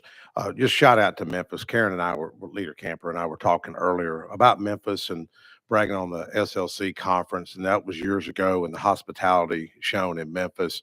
It was probably the best conference that I had ever been to. And Memphis it made us feel comfortable, welcome, and the food. And anyways, it was just awesome. Just shout out to Memphis for some positive news. We agree. In fiscal year 22, the department received a total of $100 million in non-reoccurring ARPA funding. Of the $100 million and the $55 million that was for tourism and hospitality recovery, and $45 million was for tourism marketing. According to the Tennessee Resiliency Plan data dashboard, as of December 31st, 2023, the department has expended $27.6 million and obligated $77 million. The question is, has the department encountered any barriers in obligating or spending these funds? Good question. I can't thank y'all enough for what we're doing with those funds. They are literally transformational. It's probably the biggest reason why we're going up the ladder from 17th to 11th is because locally we are empowering people to spend money on various things, and they're not done yet. We do believe all $100 million will be spent. Probably the biggest challenge will be why those 35 roadmaps are so important. We've got some of our distressed and at-risk counties who don't almost know how to take free funds and utilize them for visitor spending. So we're working with them diligently. We got another year. We believe we'll get conclusion with almost all of them. Melanie, anything else you would add to? That's our only roadblock really for success. Melanie Beecham. Yeah, we've contracted for what we call our DMO pass-through, which is 50 million going to the tourism marketing organizations across the state. We've contracted 101 of those, and we just have a handful left to contract. Most of those, as the commissioner said, are in our rural areas. We had some requirements that we wanted them to do first before they started spending. So I don't anticipate anything left over. Hopefully we'll get it all spent with them, but there's a teaching element to it that comes first for those particular counties. And you say all spent, you mean all 95 counties? Yes, sir. Okay. And Yes, all the 95 money. counties. Okay, There all are right. 95 counties plus our regional organizations included in that allocation. Thank you. Representative Shaw. Thank you, Madam Chair, and thank you, Commissioner. You've been, as it relates to a ball game, you and your team been knocking it out of the park here, and we appreciate that. Thank you, sir. And of course, I don't know about the WWE. I think I'm gonna have to move to Nashville because my wife she's gonna demand that I move to Nashville if you bring the every time I go home, that's what a television is. But as it relates to back in the district, the Blue Oval area, I'm just interested in this question is about the centers. What changes, if any, have you seen in the centers there at the solar farm area since we start talking about Blue Oval? Anybody want to take that one? Well, I want to turn it over to him. I will tell you that in Hardeman and in Haywood, we've done those road maps, and then we've done one in Hardin County. Those counties are getting ready they're literally a lot different than they were a year or two ago. And a key part of that is then how they're connecting to Pete and his team. Pete Rosenborough. It's interesting you asked that question. We have approximately 15 to 20 members of our team from the Welcome Center side that are actually going to go visit Blue Oval the first or second week in April. We've also, as Commissioner Ezell knows, we've actually had extended conversations with Blue Oval, and we've dedicated some space in the I-40 solar farm for them. So those are the two things. I'm glad you asked that because we're excited that that they're going to learn about the facility and that they're going to have space in our facility. Can you talk any about what the solar area in that area has done? And I don't know if this is a fair question to you all, but I know we got an old solar farm there. What connection has that been with what's happening in that area in terms of tourism? I think the main is educational. I mean, I think it shines bright on Tennessee on how they're industry leading in that space. Obviously, that area, that's a partnership between us and UT. So they oversee, the solar piece of that. So for us, from tourism, we read from an educational standpoint, educating the public, actually having a lot of school groups come out and visit the space. But UT does, again, that space is UT space. So I hope that's answered your question. And I would just add, we've met with the Ford folks. They care a lot about tourism in their communities. They are realizing what those rural communities could do to bring in what kind of quality of life improvements will happen when they work on getting us more visitors into communities, because it'll help their residents or their employees. So they've been working with us. We've had numerous meetings, and we hope to have some announcements pretty soon about a couple of partnerships. Wonderful. Last question, Madam Chair. In terms, and you may not have gotten to this yet because it's fairly new, have you been asked to be involved in anything around the McKellar Airfield where we're looking at like jet services? I know that there's been some talks, and I may be asking you a question that you can't not answer now, but I wondered if you had. I'm not sure. We've mostly focused on the larger airport groups, chasing certain flights domestically with some of the smaller of the larger, and then international flights with the other. But I'm not familiar with any of the McKellar expansion requests. Well, I'm sure you will in the very near future. That sounds good. Thank you. Thank you, Madam Chair. Chairman Whitson. Thank you. Thank you, Madam Chair. And again, I just want to say how much I enjoyed the Tennessee Songwriters Night. That's been a big success. And you already covered my question on the Civil Rights Trail. I wish y'all also take a look at a World War II trail. There's so many posts that are no longer with us that were big during 80 years ago in Tennessee. And I think that would really draw a lot of attention as we look at also the World War II maneuvers in Middle Tennessee. And but just real quick, now I wish I had in my county, and I don't have them, a prison, a cave, or a nuclear reactor. Thank you. But you do have those heated sidewalks. Leader Camper. Thank you, Madam Chair. I'll be quick, Commissioner. Where? Oh, hey, I was looking for Leader Camper. Hi. How are you? Yes, ma'am. I just wanted to thank you too for all the great work that the department is doing to bring tourism here, and really once they get here, all the work that goes into that too, showcasing our city, showcasing our state. It means a lot to us. Man, I brought about 3 conferences here, and people are coming back now who hadn't been here before. So I've never been to Nashville. I've never been to Memphis, but they're coming back now even the more once they get here and see the hospitality and all the great things that, you know, you've been investing in over the years. I do think that show Nashville helped a lot. I remember the first appropriation for that, we were kind of a little, well, what are we going to do with all that money? But I think it paid off. I think it has had a lasting effect on the region. And just keep up the good work. Look forward to all the great things that you're planning, all the good things that's coming forward. So just want to commend you and your team for all the great work you've been doing. Thank you, Leader. And You're we hosted an international group of 400 journalists and operators in Memphis in December and got the highest marks that they have done since 2012. Really, really great. They did. The Memphis team's excellent. Thank you, Mr. Commissioner. Thank you, Madam Chair. Well, thank you. I have no further questions on my list. So Commissioner, again, we thank you for your always enthusiastic, upbeat presentation. And it's probably pretty easy to be upbeat when you got all this good news to report. So Yes.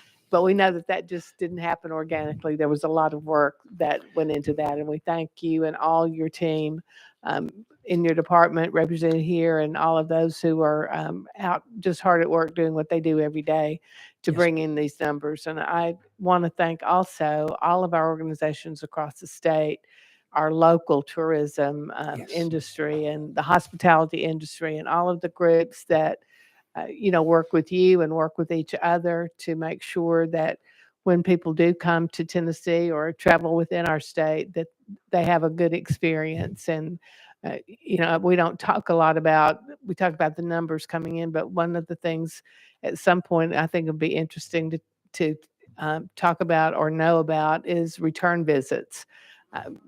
Coming once is one thing. Having people want to come back again that is dependent on a really good experience. So I think that would be interesting information too. But thank you again for being here. We've kept you just a bit over time, but we appreciate your patience waiting for us. And committee, I thank you for your patience, your perseverance. And without objection, we will go back into session. And without objection, we will declare our budget hearings completed for 2024.